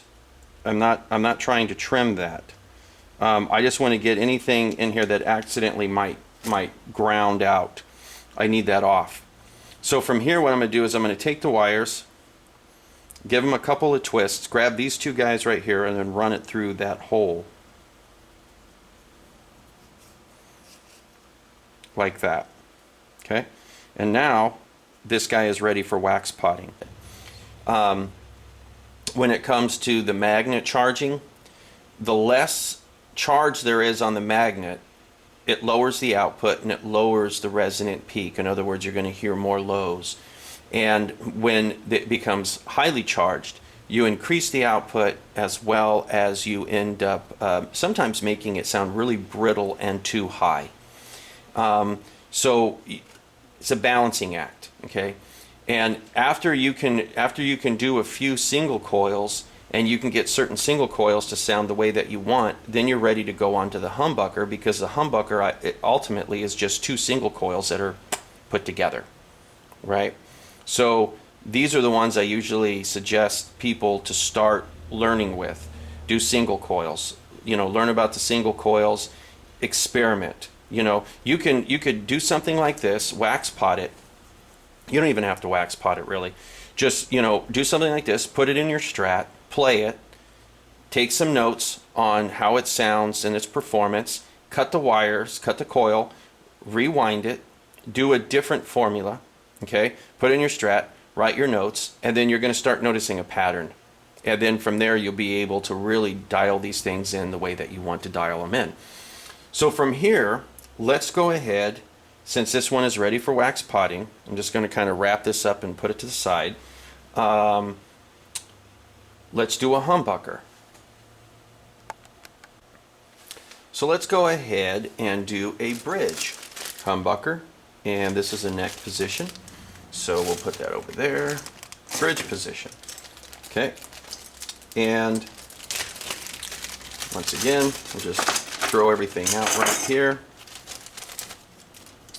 We can put the plates over here. Now, when you get a bobbin, depending on who manufactures these bobbins, sometimes they're poorly made, and there's little things like this, you can't really see it. Let me see if I get really close to the camera, you can see it. You can see where when they were doing the molding right in this area, some of the plastic is sticking out. Sometimes that can be kind of sharp, and it can actually end up cutting the insulation and breaking your string. So you get your X-Acto knife and you kind of scrape those little pieces off so it doesn't accidentally cut your string or break your string. We're going to be doing 42 gauge once again. That's the standard. This is a set of 1984s that I'm doing. And if I wanted to make this more of a pickup that was for metal or something like that, I'd be using 43 gauge. But what I do is through these little holes, I'm going to go ahead and I'm going to, through the bottom, see there's the top portion of the pickup and the lower portion. Through the bottom, I'm going to get this and I'm going to run it through. I'm going to grab it, bring it over to the top, and kind of hold it right here and bend it down. And what I want to do is I want to give myself about an inch, maybe 1.25 inches of wire like this on the back. And now what I'm going to do is take a small piece of tape and I'm going to tape this into position right here, like that. Okay, now it's going to be held in position, and it's also going to make my job a lot easier when I try to take it off of this double stick tape. The double stick tape can a lot of times grab this wire and break it, and if it breaks after you've done your wind, you have no choice but to cut all the wire off and start over again. That's a big pain, and it's happened to me many a times. Everybody that has wound pickups has broken wire and it's gotten upset over it. So I give it a few winds to start, put it in position. Once again, I put it center of whatever I'm using for my pickup winder, and I'm hoping that there is enough wire on this spool to continue and to do at least one bobbin. If I run out, I'll show you a trick that you can splice wires together and it actually works just fine. So from here, same scenario.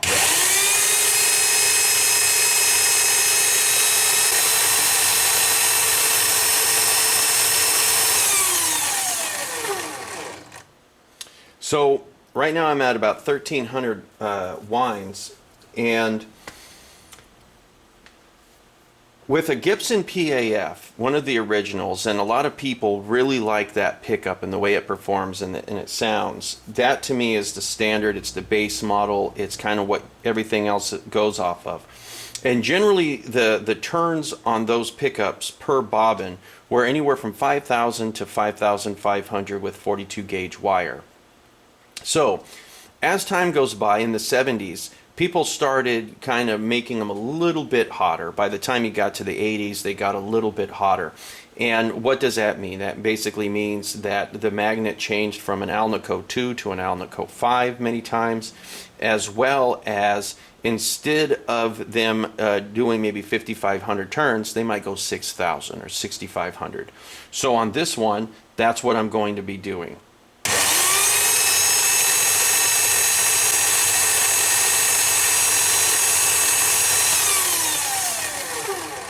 So right here, I'm right around 2,000 turns.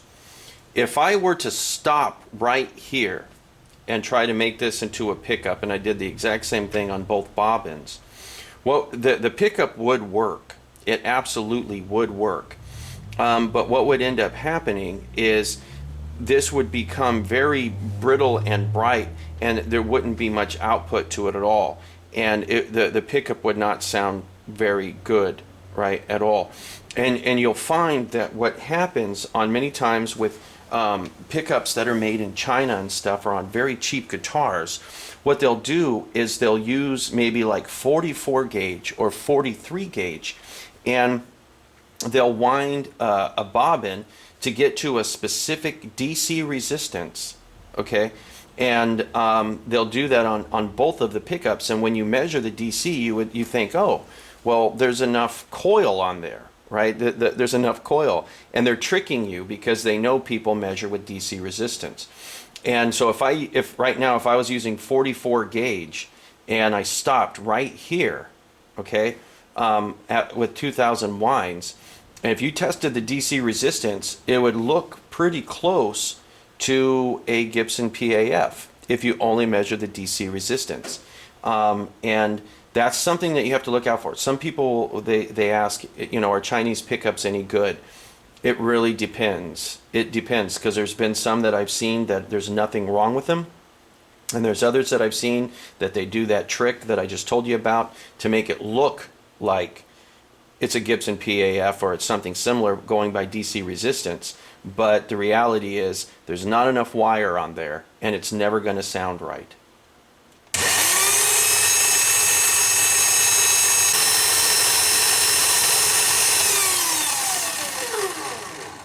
Now right here, I am at the 4,000 mark, roughly 4,200 mark.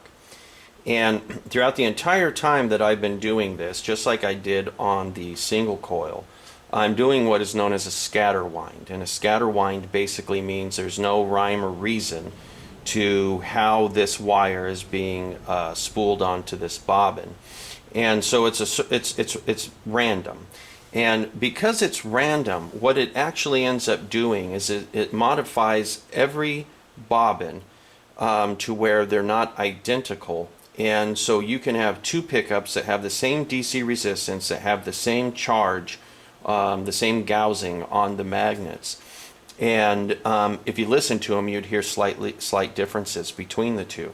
And nearly every, if not every, vintage pickup that had really ever been wound were scatter winds, and they were usually wound by hand.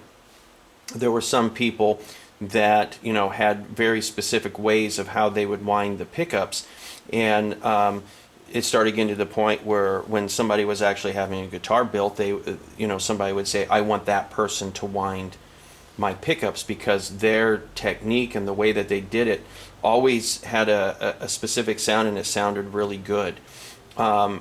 If I were to just have the wire on this side and I kept building it up, and then I decided to move over to this side and did the same in this side, it would make the pickup sound a little different than if I were just to move back and forth. One of the problems is if you try to just do it on one side, it starts building up and then the wire wants to fall.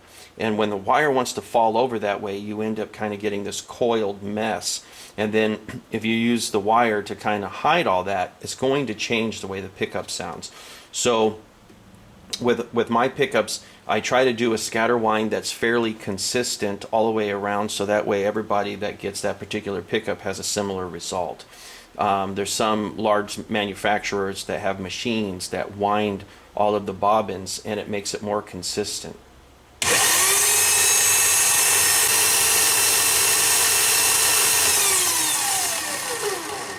So right here I'm at the 5,500 mark roughly, and if I was going to be winding a Gibson PAF or something similar to that, right here is where I would stop the winds.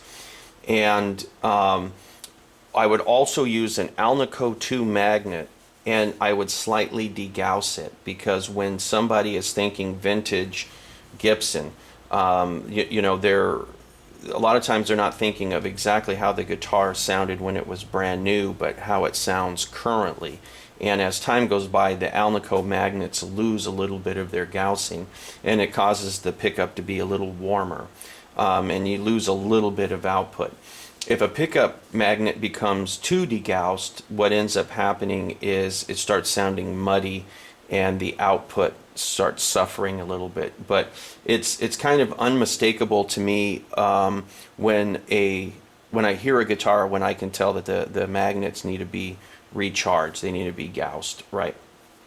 But right now I'm not making a vintage type pickup. I'm doing a 1984, so I'm going to be increasing the winds. It is important to also know that during the time that you're doing this and you're coming up with your formula for the pickup that you want to make, that you don't overwind. And by overwind, I mean you put so much wire on the bobbin that it actually protrudes from the bobbin. If you're getting to a point where you're doing something like that, you need to change the gauge of wire. So from there, you'd go to a 43 and just change the winds that you would need, and modify the gouging of your magnet.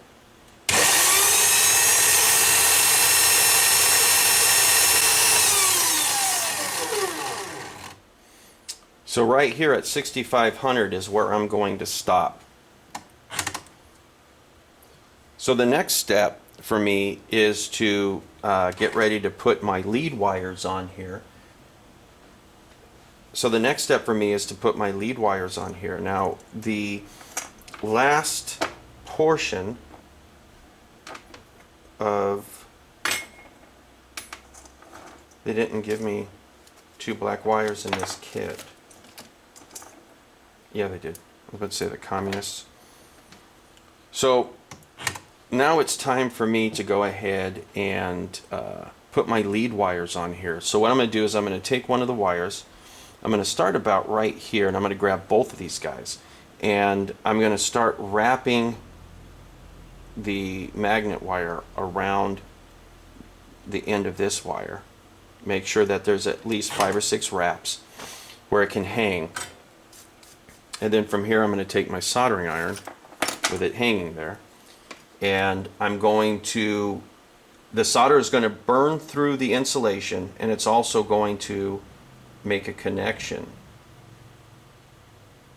between these two. And you'll notice that this wire is so thin that when that solder hit it, it actually cut the wire for me. Okay, so we have this one on. This one's ready to go. This is good to go. So what I'm going to do is I'm going to take a piece of tape, and this is, you can buy this tape at anywhere that sells pickup supplies.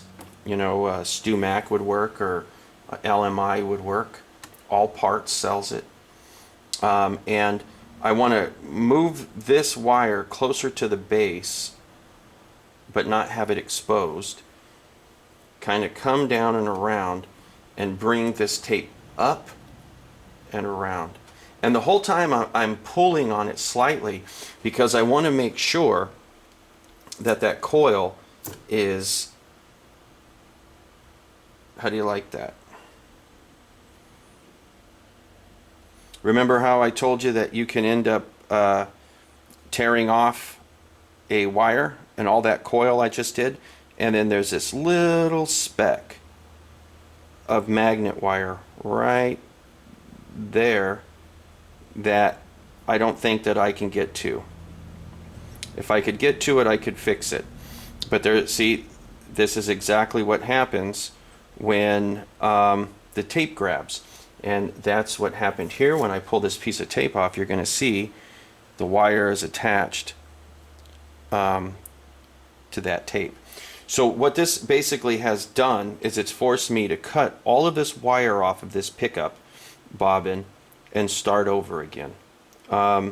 Unless I can fish a little bit of that wire out right there. Okay, there's the possibility that I can save this, and I'm going to attempt it before I decide to rewind it. Okay, but I have to be very gentle to this. There is not even a 1/2 millimeter of that sticking out right there, and this happens sometimes, and it sucks. Okay, so what I'm going to do is I'm gonna take this wire, this start, and I'm gonna bend it so it kind of grabs, it kind of loops over this wire that's sticking out right here. Okay, you can't see it because it's so small, but I'm going to try to loop over that, and after I loop over it, I'm going to try to solder these two together, and hopefully I can save this, so I don't have to waste all of this, as well as the time that it took for me to do it.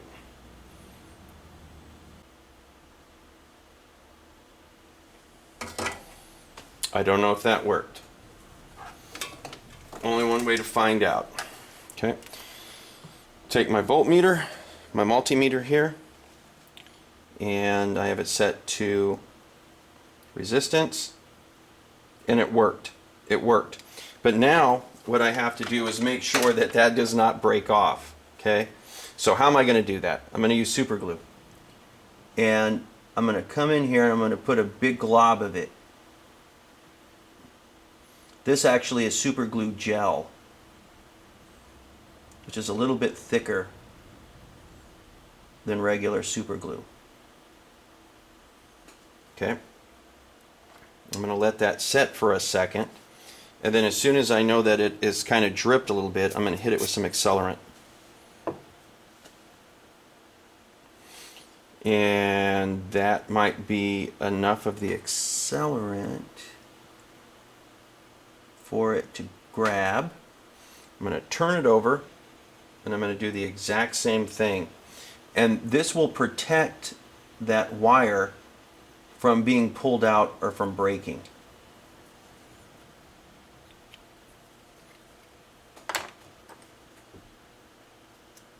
I have to be careful also of not hitting the top of this too much with the accelerant, because it'll actually end up melting the ABS. So let me give that a second to set up. Turn on the multimeter again and see if we're still cooking with gas. And we are. So I was able to save that. Okay. And some people might say, well, that's sloppy work. But the reality is this is just as good, if not stronger, than it would be if that didn't break. This actually right now is stronger than this one because of the super glue. And many times I'll actually super glue these wires to make sure that they don't get accidentally pulled out during the time that I am putting this pickup together. But now that this has been put together like this, what I can do is go to the next step, which is taking some of these screws right here. And this stuff can come off. I'm not sure exactly what it is. It's some type of adhesive or something. But I take these screws and I start putting them inside the bobbin. And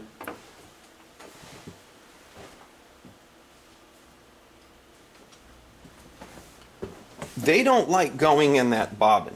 Okay, so what I'm going to do is I'm going to take just a cordless screwdriver, and I put a tip in there that will fit, and I put a piece of wood around it to hold these in place so they don't slip off.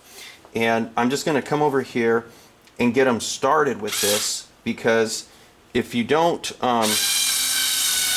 use one of these guys, they start grabbing, and it becomes really hard to get these screws in place, just because a lot of times they require a lot of torque. But as soon as you hear it lighten up like that, then you're good.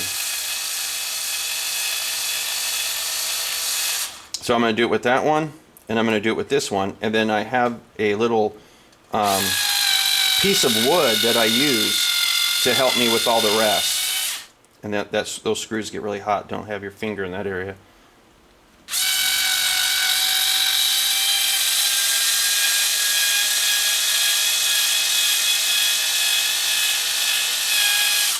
Okay, so what I have is just a piece of wood like this. Let me move it down here so you can see exactly what I'm doing. I have a piece of wood that's like this, that those pieces can set in. And so that way I can kind of hold this down, they don't shift anywhere, and I can just kind of go through and start screwing all these guys in without really too many problems. When you do it by hand, a lot of times the screwdriver will want to slip off that screw, and it'll kind of screw up the top of the screw, and it doesn't look very good to somebody that had, purchased a pickup from you. Okay, so I'm going to continue with these guys, putting them all in, and I'll show you basically how to sink them in here in just a second.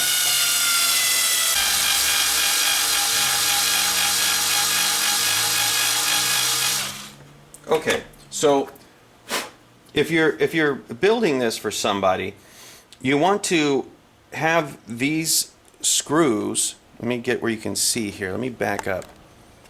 You want to have these screws at a radius that matches the fretboard. And generally the outside ones are just barely coming out of the top.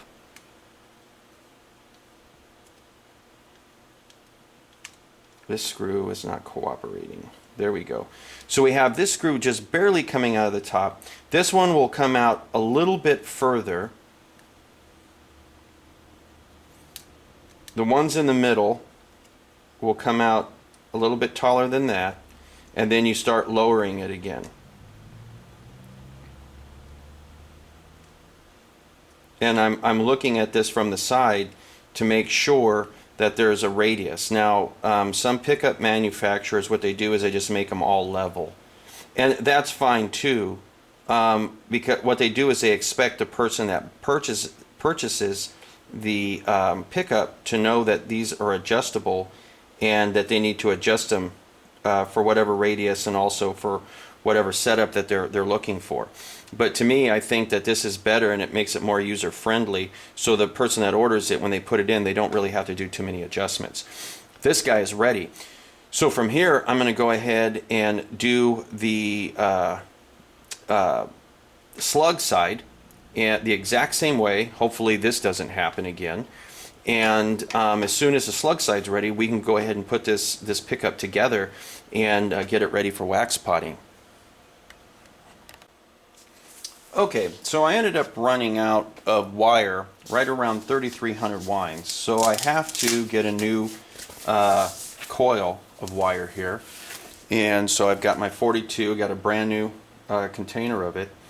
And what I'm going to do is I'm going to take this and cut off this initial piece. It's kind of all twisted and beat up. And this is how you can splice these together.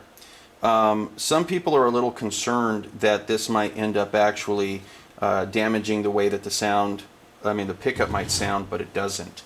So what you do is you get your wire, and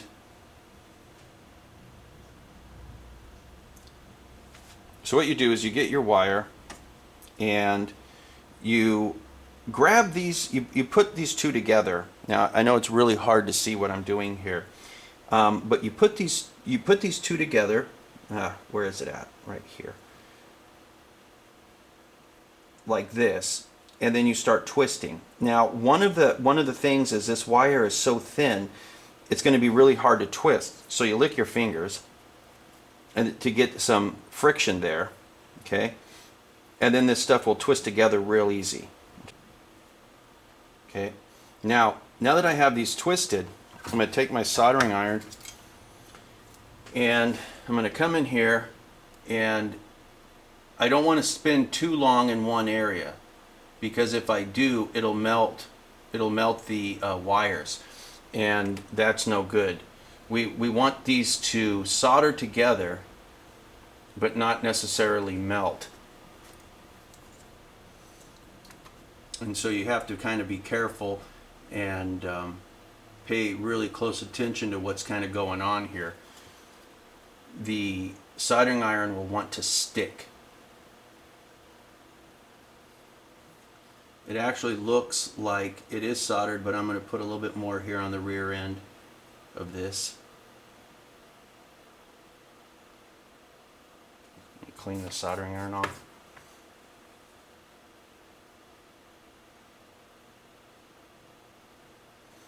Okay, that should have soldered these wires together where now they conduct. And what I want to do is I want to give this a couple of turns by hand, and as long as that right there that is exposed, as long as nothing touches it, as far as something that's like a grounding wire or something, as long as nothing touches it, we'll be good. And that should be good enough for that. And now I can continue my turns. So now it's time to go ahead and put the slugs in on this particular bobbin. And you'll notice that on these there is a chamfered edge. And coming from the bottom, I'll place these inside where they belong.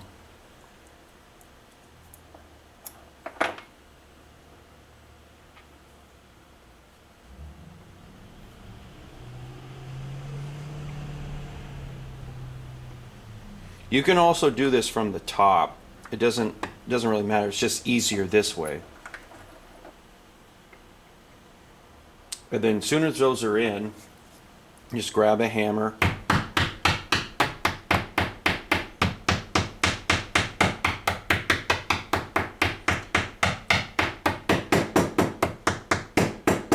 Gently tap them in the rest of the way.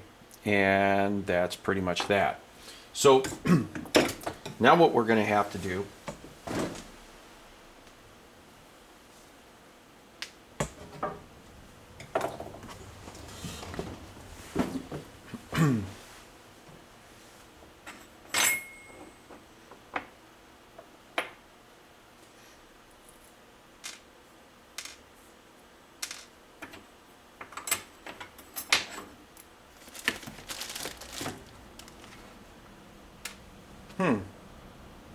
where the fuck is it?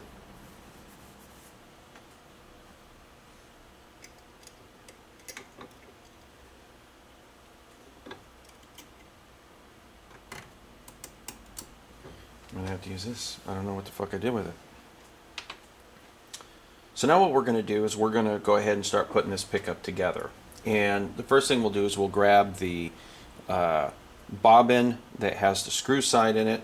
We will take the metal spacer that goes with that and place it right there. And what we want to do is you'll notice that we have the hole that is right here on the base plate. We're going to end up putting that, the wires, this base plate doesn't fit.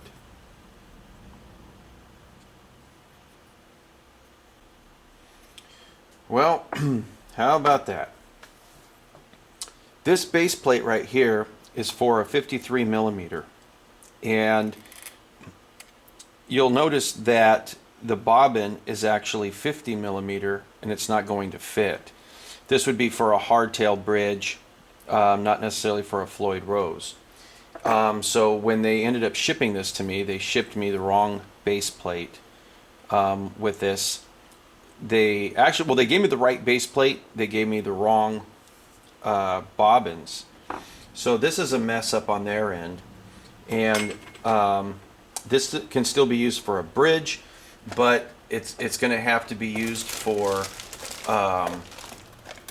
a bridge that is with a hardtail. So here is a 50 millimeter. We're going to do the exact same thing that I did before. Okay, we're going to push this here, and the hole is still here.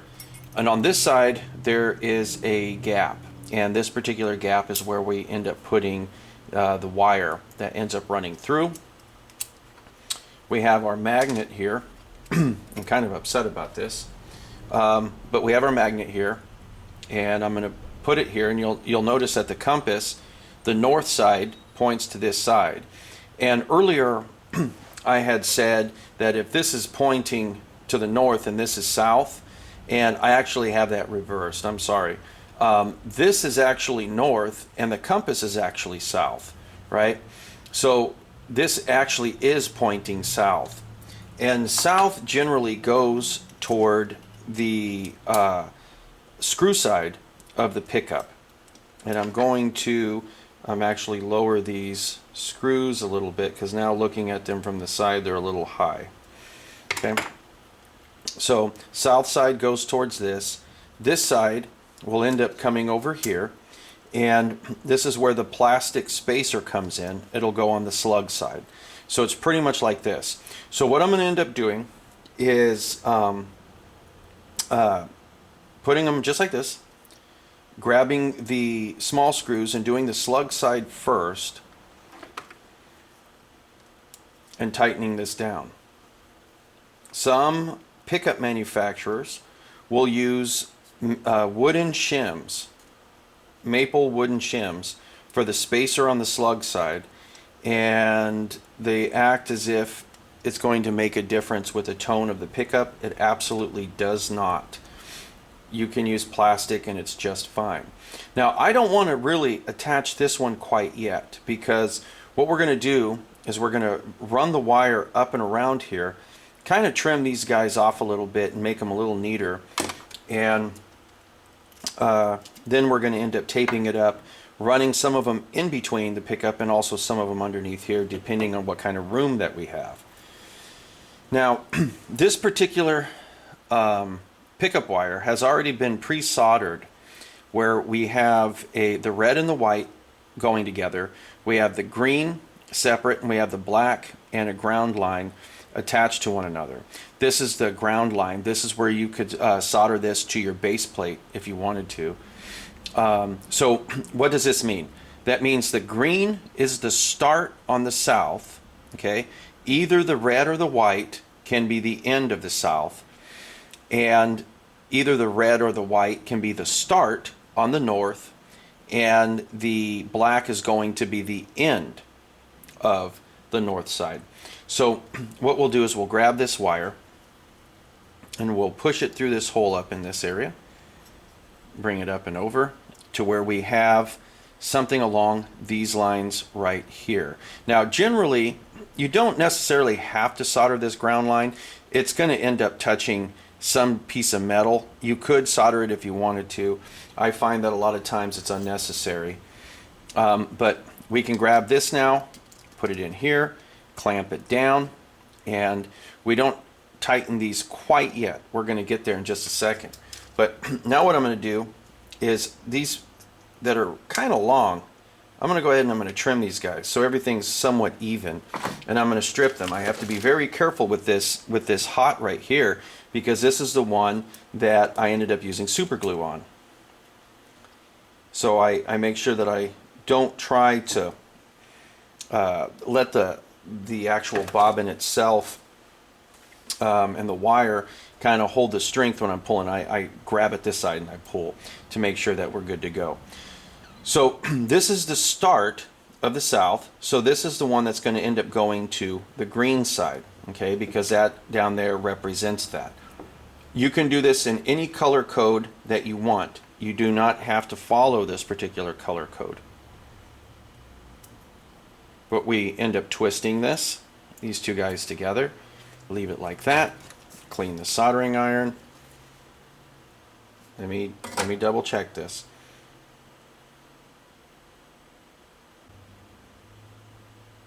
That'll work, okay?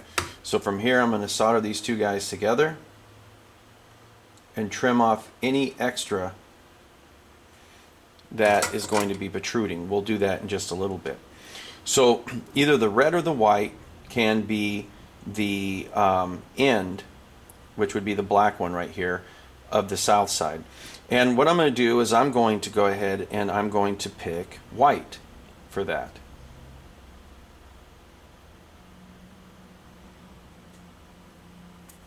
And when I'm doing a set of pickups, because there is a neck pickup that I also have to do for this, I'll always end up wiring them identical, so that way when the person installs them, they have a sense of reference. They're not trying to constantly guess how I ended up wiring this thing and they have problems with it.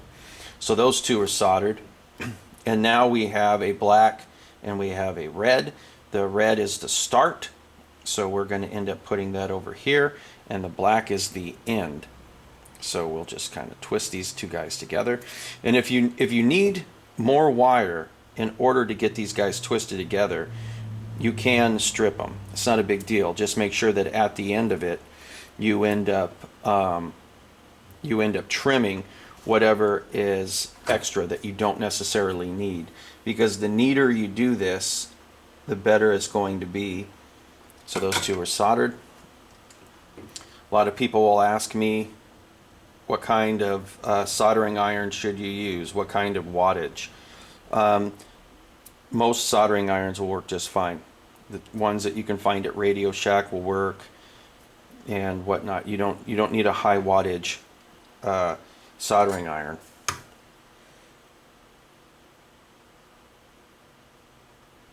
Okay, those are soldered together. Now, before I start putting anything together, I need to double check my conductivity.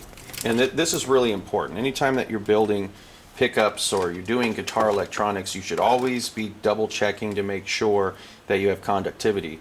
And I'll be testing down here. I'm going to the green and I'm going to the black, and I should see 9.8. Yep, we're good to go. So we're getting the conductivity that I'm expecting to get. Now from here we're going to go ahead, and anything that is sticking out that looks like it could be a potential problem that could pierce the tape, I'm cutting off. Anything that's extra that we don't really need, I'm going to cut off. There's no reason to have really long wires that have been soldered together. Okay, there's no need for that. But if you cut them too short, you will end up a lot of times having these guys end up breaking off. So from here I'm just taking some electrical tape.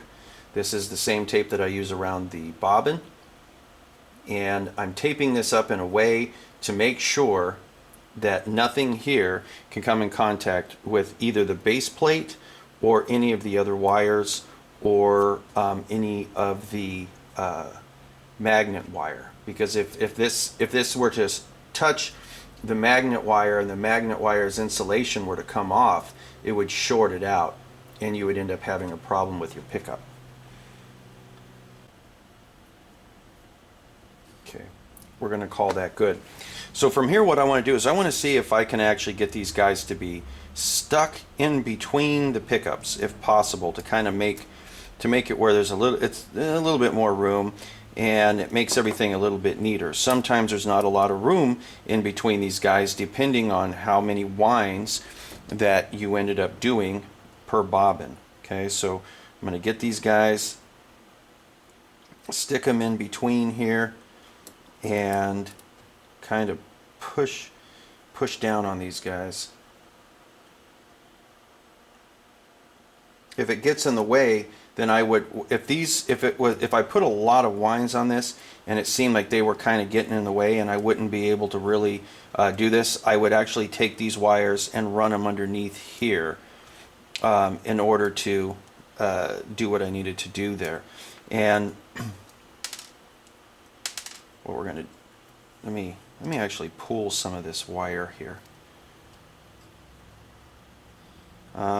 In fact, these are wound kind of well, so I'm actually going to end up pulling this wire and bringing what I had done right here in this gap.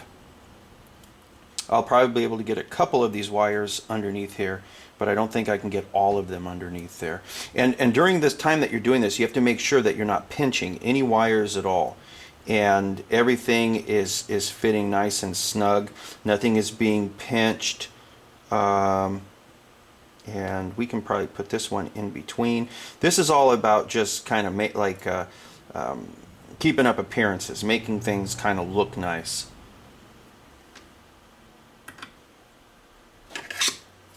Sometimes you got to get a screwdriver to help you out here with some of this stuff. Making sure that nothing is being pinched. Right here I've got a red wire that is going underneath, which is not good. So we will bring that wire over here. We don't want anything to be pinched. That can create a problem later on down the line.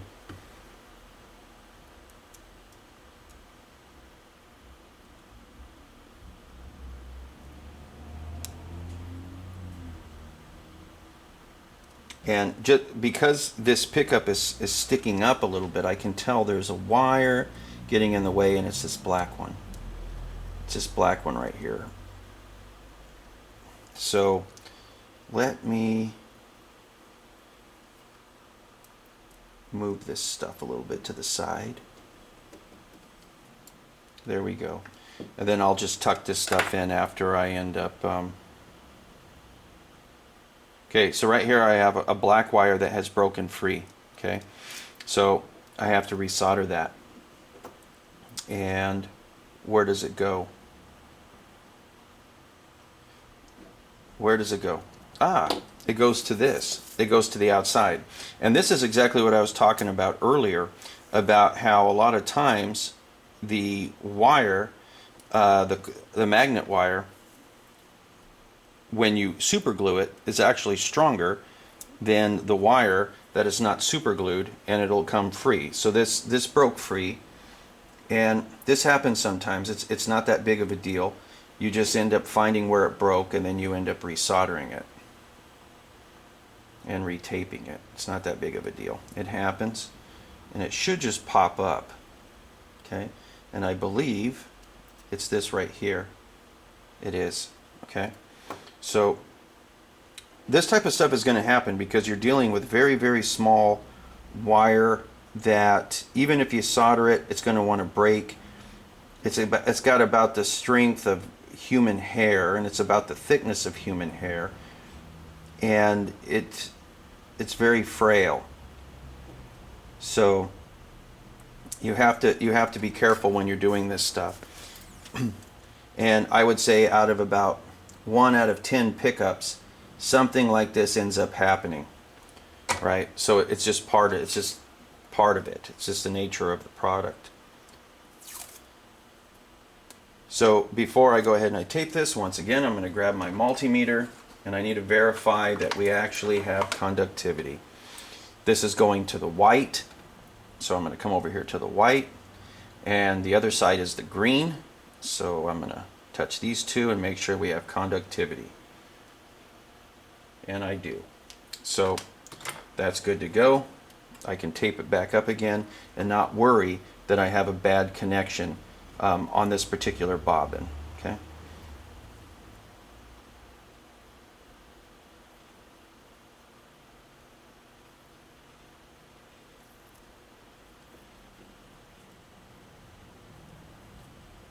We'll take the tape that I had on there before and also reuse it and just wrap it around.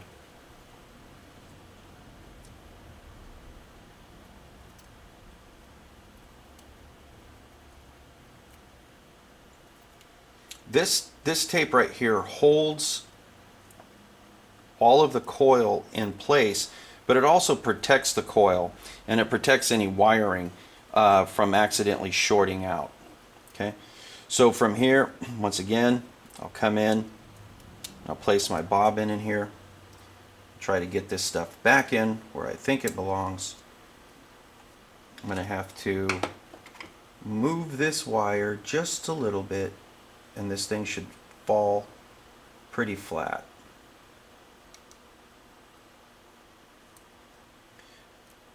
A lot of these pickup wires they'll want to get underneath the bobbin. They'll want to get underneath where the spacer is a lot of times. And if you do that and you don't notice it and you tighten it down and then you wax pot it, sometimes it can ground out.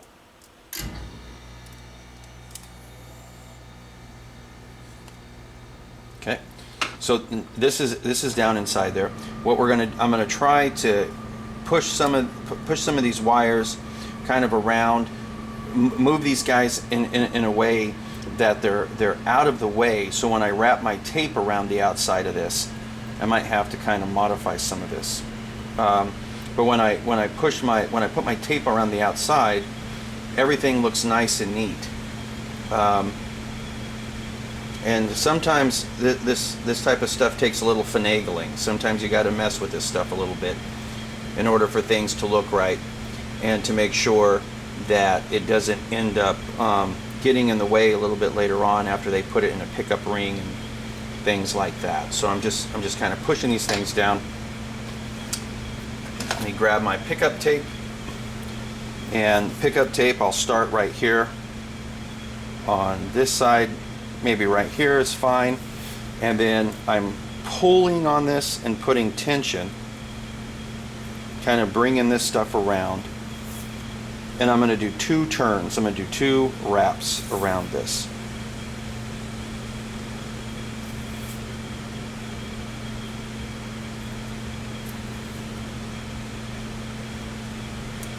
Okay, now at this point, this right here is sticking out because of that super glue I put on there, which is actually going to end up being okay. It's not that big of a deal. It's not going to get in the way of any of the pickup rings or anything like that. After everything's waxed, it'll be fine. But before I wax pot anything, once again, I'm going to double check to make sure that we have conductivity. I'm going to check green to black. This goes through both. We're getting what I'm looking for. Okay, so that's good to go. Once again, I'm going to lower these guys. Every time that I look at it from the side, it looks like it needs to be dropped a little bit more. I only want to see a very slight radius on that. There we go.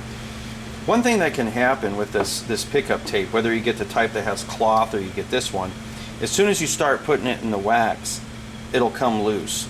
So you put a little bit of glue right there, a little super glue, and let me wipe that right there. Spray from this side with the accelerator, because if I spray from this side and any gets on top, it can actually end up melting the plastic. But that little bit of super glue will prevent this tape from wanting to come loose during the time that it's being wax potted. And this is ready to be potted in wax. Now, in this video, I'm not going to show you about wax potting because I have a free video on YouTube.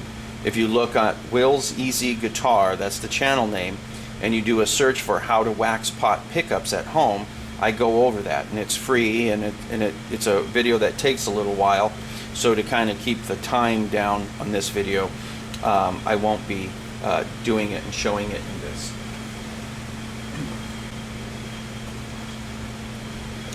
Now at this point, a lot of times I'll write something like bridge, okay, on it. I'll write down what the DC resistance is. So in this case, it's 9.5K. Sometimes I'll write down the day that I made it. Sometimes I'll write down other little tidbits just so I know what pickup it is. This one is a 1984, and I can tell just by simply the DC resistance on it and whatnot. Now, this is 50 millimeter, and typically pickups come in two different sizes, 50 millimeter and 53 millimeter. There's some that are a little bit smaller than 50 millimeter. 50 millimeter you always use for a neck, okay? The 50 millimeter sometimes you can use for a bridge, for something like a hardtail bridge. It'll work many times. You can even technically use it for a Floyd Rose, but the 53 is a little bit wider and it's better for Floyd Rose bridges, even though something like this will work just fine. The 53 just puts the pull pieces directly underneath the strings, where the 50 has it slightly off. So I have my set here of 1984s. You'll notice this one doesn't have the bulge that this one does. That's only because of the super glue. And sometimes you'll hear things said about matched sets. What does a matched set usually mean? A matched set basically means that the pickups have been wound in such a way and they've been built in such a way that when you put these guys into a guitar, they're going to be working well together because of perhaps the way that the magnet is. This is south, this is south. This goes towards the neck, this goes towards the bridge. Okay? Now, because of that, if I were to have a coil tap, not a coil tap, a coil split, where it turns this into single coil mode, and you can learn about this in the video in the guitar building course that talks about guitar wiring. But if I were to do a coil split on this, this would be south, this would be south, and these two guys right here would be out of phase with one another, and it might sound a little strange. So if there was only two pickups and you were going to do that, you would take the magnet out of this, flip it upside down, put it in so this becomes north. And then that way, this could be considered a matched set, because this will be south, this will be north, and you'll have the hum cancellation when you're in single coil mode. You can also do things like that with the single coil pickups, where you end up winding each pickup to have a very similar but subtle difference in the winds. So you might have the bridge pickup maybe somewhere like around, I'm just going to come up with a number, 6.5K. Okay, the bridge pickup would be 6.5K. The middle pickup might be 6.25, and the neck might be 6. And what you're trying to do is you're trying to have these pickups kind of be matched with one another and work together well as a set. And if you did 3 pickups for the single coil, you know, you would do perhaps north for the bridge, south for the middle, north for the neck. Or you could reverse it and have south, north, south. And that way you have hum cancellation when you put it in where you have 2 pickups working at the exact same time. So these pickups are ready for wax potting. And one of the questions that often gets brought up is how long should these wires be, these 4-strand wires. This is the neck, and because this is the neck, you're going to need to have a longer wire on it because it's further away from the knobs. This is the bridge. You're not going to need anything. You're not going to need anything quite as long, and this goes towards the bridge. This is going directly into the cavity of the electronics. This is more than enough. Okay, this one right here, this side actually ends up being turned this direction. So this goes in like this, and it has to go up and under, and then this can go over to the volume control, and now we have more than enough. Okay, so you need to keep that in mind during the time that you are wiring up your pickups, making sure that they are good to go. A lot of times I will put the pickups together like this just so I know that this is a set, and we're good to go. Now let me show you about gaussing and degaussing magnets. Now on the Will's Easy Guitar channel, I have another video where I talk about how to charge magnets, how to degauss them and gauss them. And in this I'm going to briefly go over it because once again that video is free and you can find it on YouTube. And I show you how I built this. Now what this is right here, I've got 2 very strong magnets right here in this sled. And I have a piece of wood that is sitting in here where it's snug. It's not super tight, but it's snug. Okay, and it can slide back and forth like this. There's one side that says south and there's one side that says north. These magnets, one of them is facing, one side here is going south, one side here is going north. They're wanting to suck into each other. They're wanting to attract to one another, but they're epoxied in and they're not going to. So there's a very strong magnetic field right here. On this particular piece of wood, what I would do is I would grab a, now this is covered right now in wax, so I'm going to have to take some of this wax off here. If not, it's not going to stick to the double stick tape. But what I would do is I would take an uncharged Alnico magnet like this, and I would go ahead and I would place it right here in the middle, and I have double stick tape there. Now this tape is old and there's wax on this, so it's going to pop off. And whatever side I wanted to be north is that I would put it on this side because that's what this is charging. I would set this in here and then I would run this back and forth. And this is the side of the pickup that actually gets charged, is this thin side right here. It's not this big side, it's this thin side that gets charged. And you want these pickup this magnet not to touch the magnet that is charging it. You don't want that. You want there to be a very, very small gap between there because it increases the charge of the particular magnet. So it's probably going to end up being sucked off and hitting this, but I'm going to put it in here and I'm going to run it through like that. Okay, and I would do this maybe 10 times. There you go, and it popped off. And by doing that, that charges the Alnico magnet. Okay, and this is really strong, these magnets right here. So this right now is charged. Okay, just like that, it's charged. And you can use your compass to determine what side is charged. This is saying that this side is north, and now it's saying that this side is south. How do you degauss? Okay, well that would be how you charge it.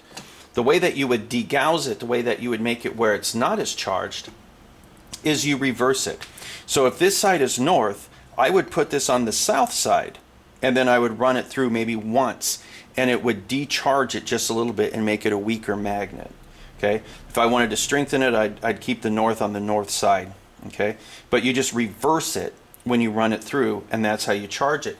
And the exact same, the way that you charge your single coils, for instance, now these, I'm pretty sure, are already charged. I might be wrong on this, but these might be charged already. They are charged, okay? If these were not charged, or I wanted to degauss them, I would do the exact same thing with something like a sled like this, where I'd run the pickup through it, just like this, and that would charge these magnets. And if I wanted to degauss it, I would just flip it, and I would run it through maybe once to weaken the magnet strength on this. But like I said, I have a video on how to charge your own magnets and how to build this sled on Will's Easy Guitar. So there's really no reason for me to show you in this video, because if I went through and I showed you the whole process and I showed you how to build it and everything, we would be adding an extra 20 minutes to the video. Just like if I showed you about wax potting, we'd be adding another probably 30 to 45 minutes to the video. And this is more about winding the pickups and how to design the pickups, so that way you can build the pickups that you want, right? So I think that pretty much concludes this video. I think I've gone over everything that you really need to know. There's a lot of experimenting when it comes to building pickups, and there's a lot of trial and error, and you're going to end up making mistakes when you first do it. You're going to be breaking a lot of wire. But as you start getting better, you'll be able to really start coming up with some pretty cool pickup designs, and you'll be able to come up with some pickups that sound really great. And it doesn't take a lot. It's easy to learn, hard to master. But like I said before, only way that you're going to get good at it is with practice and experimenting.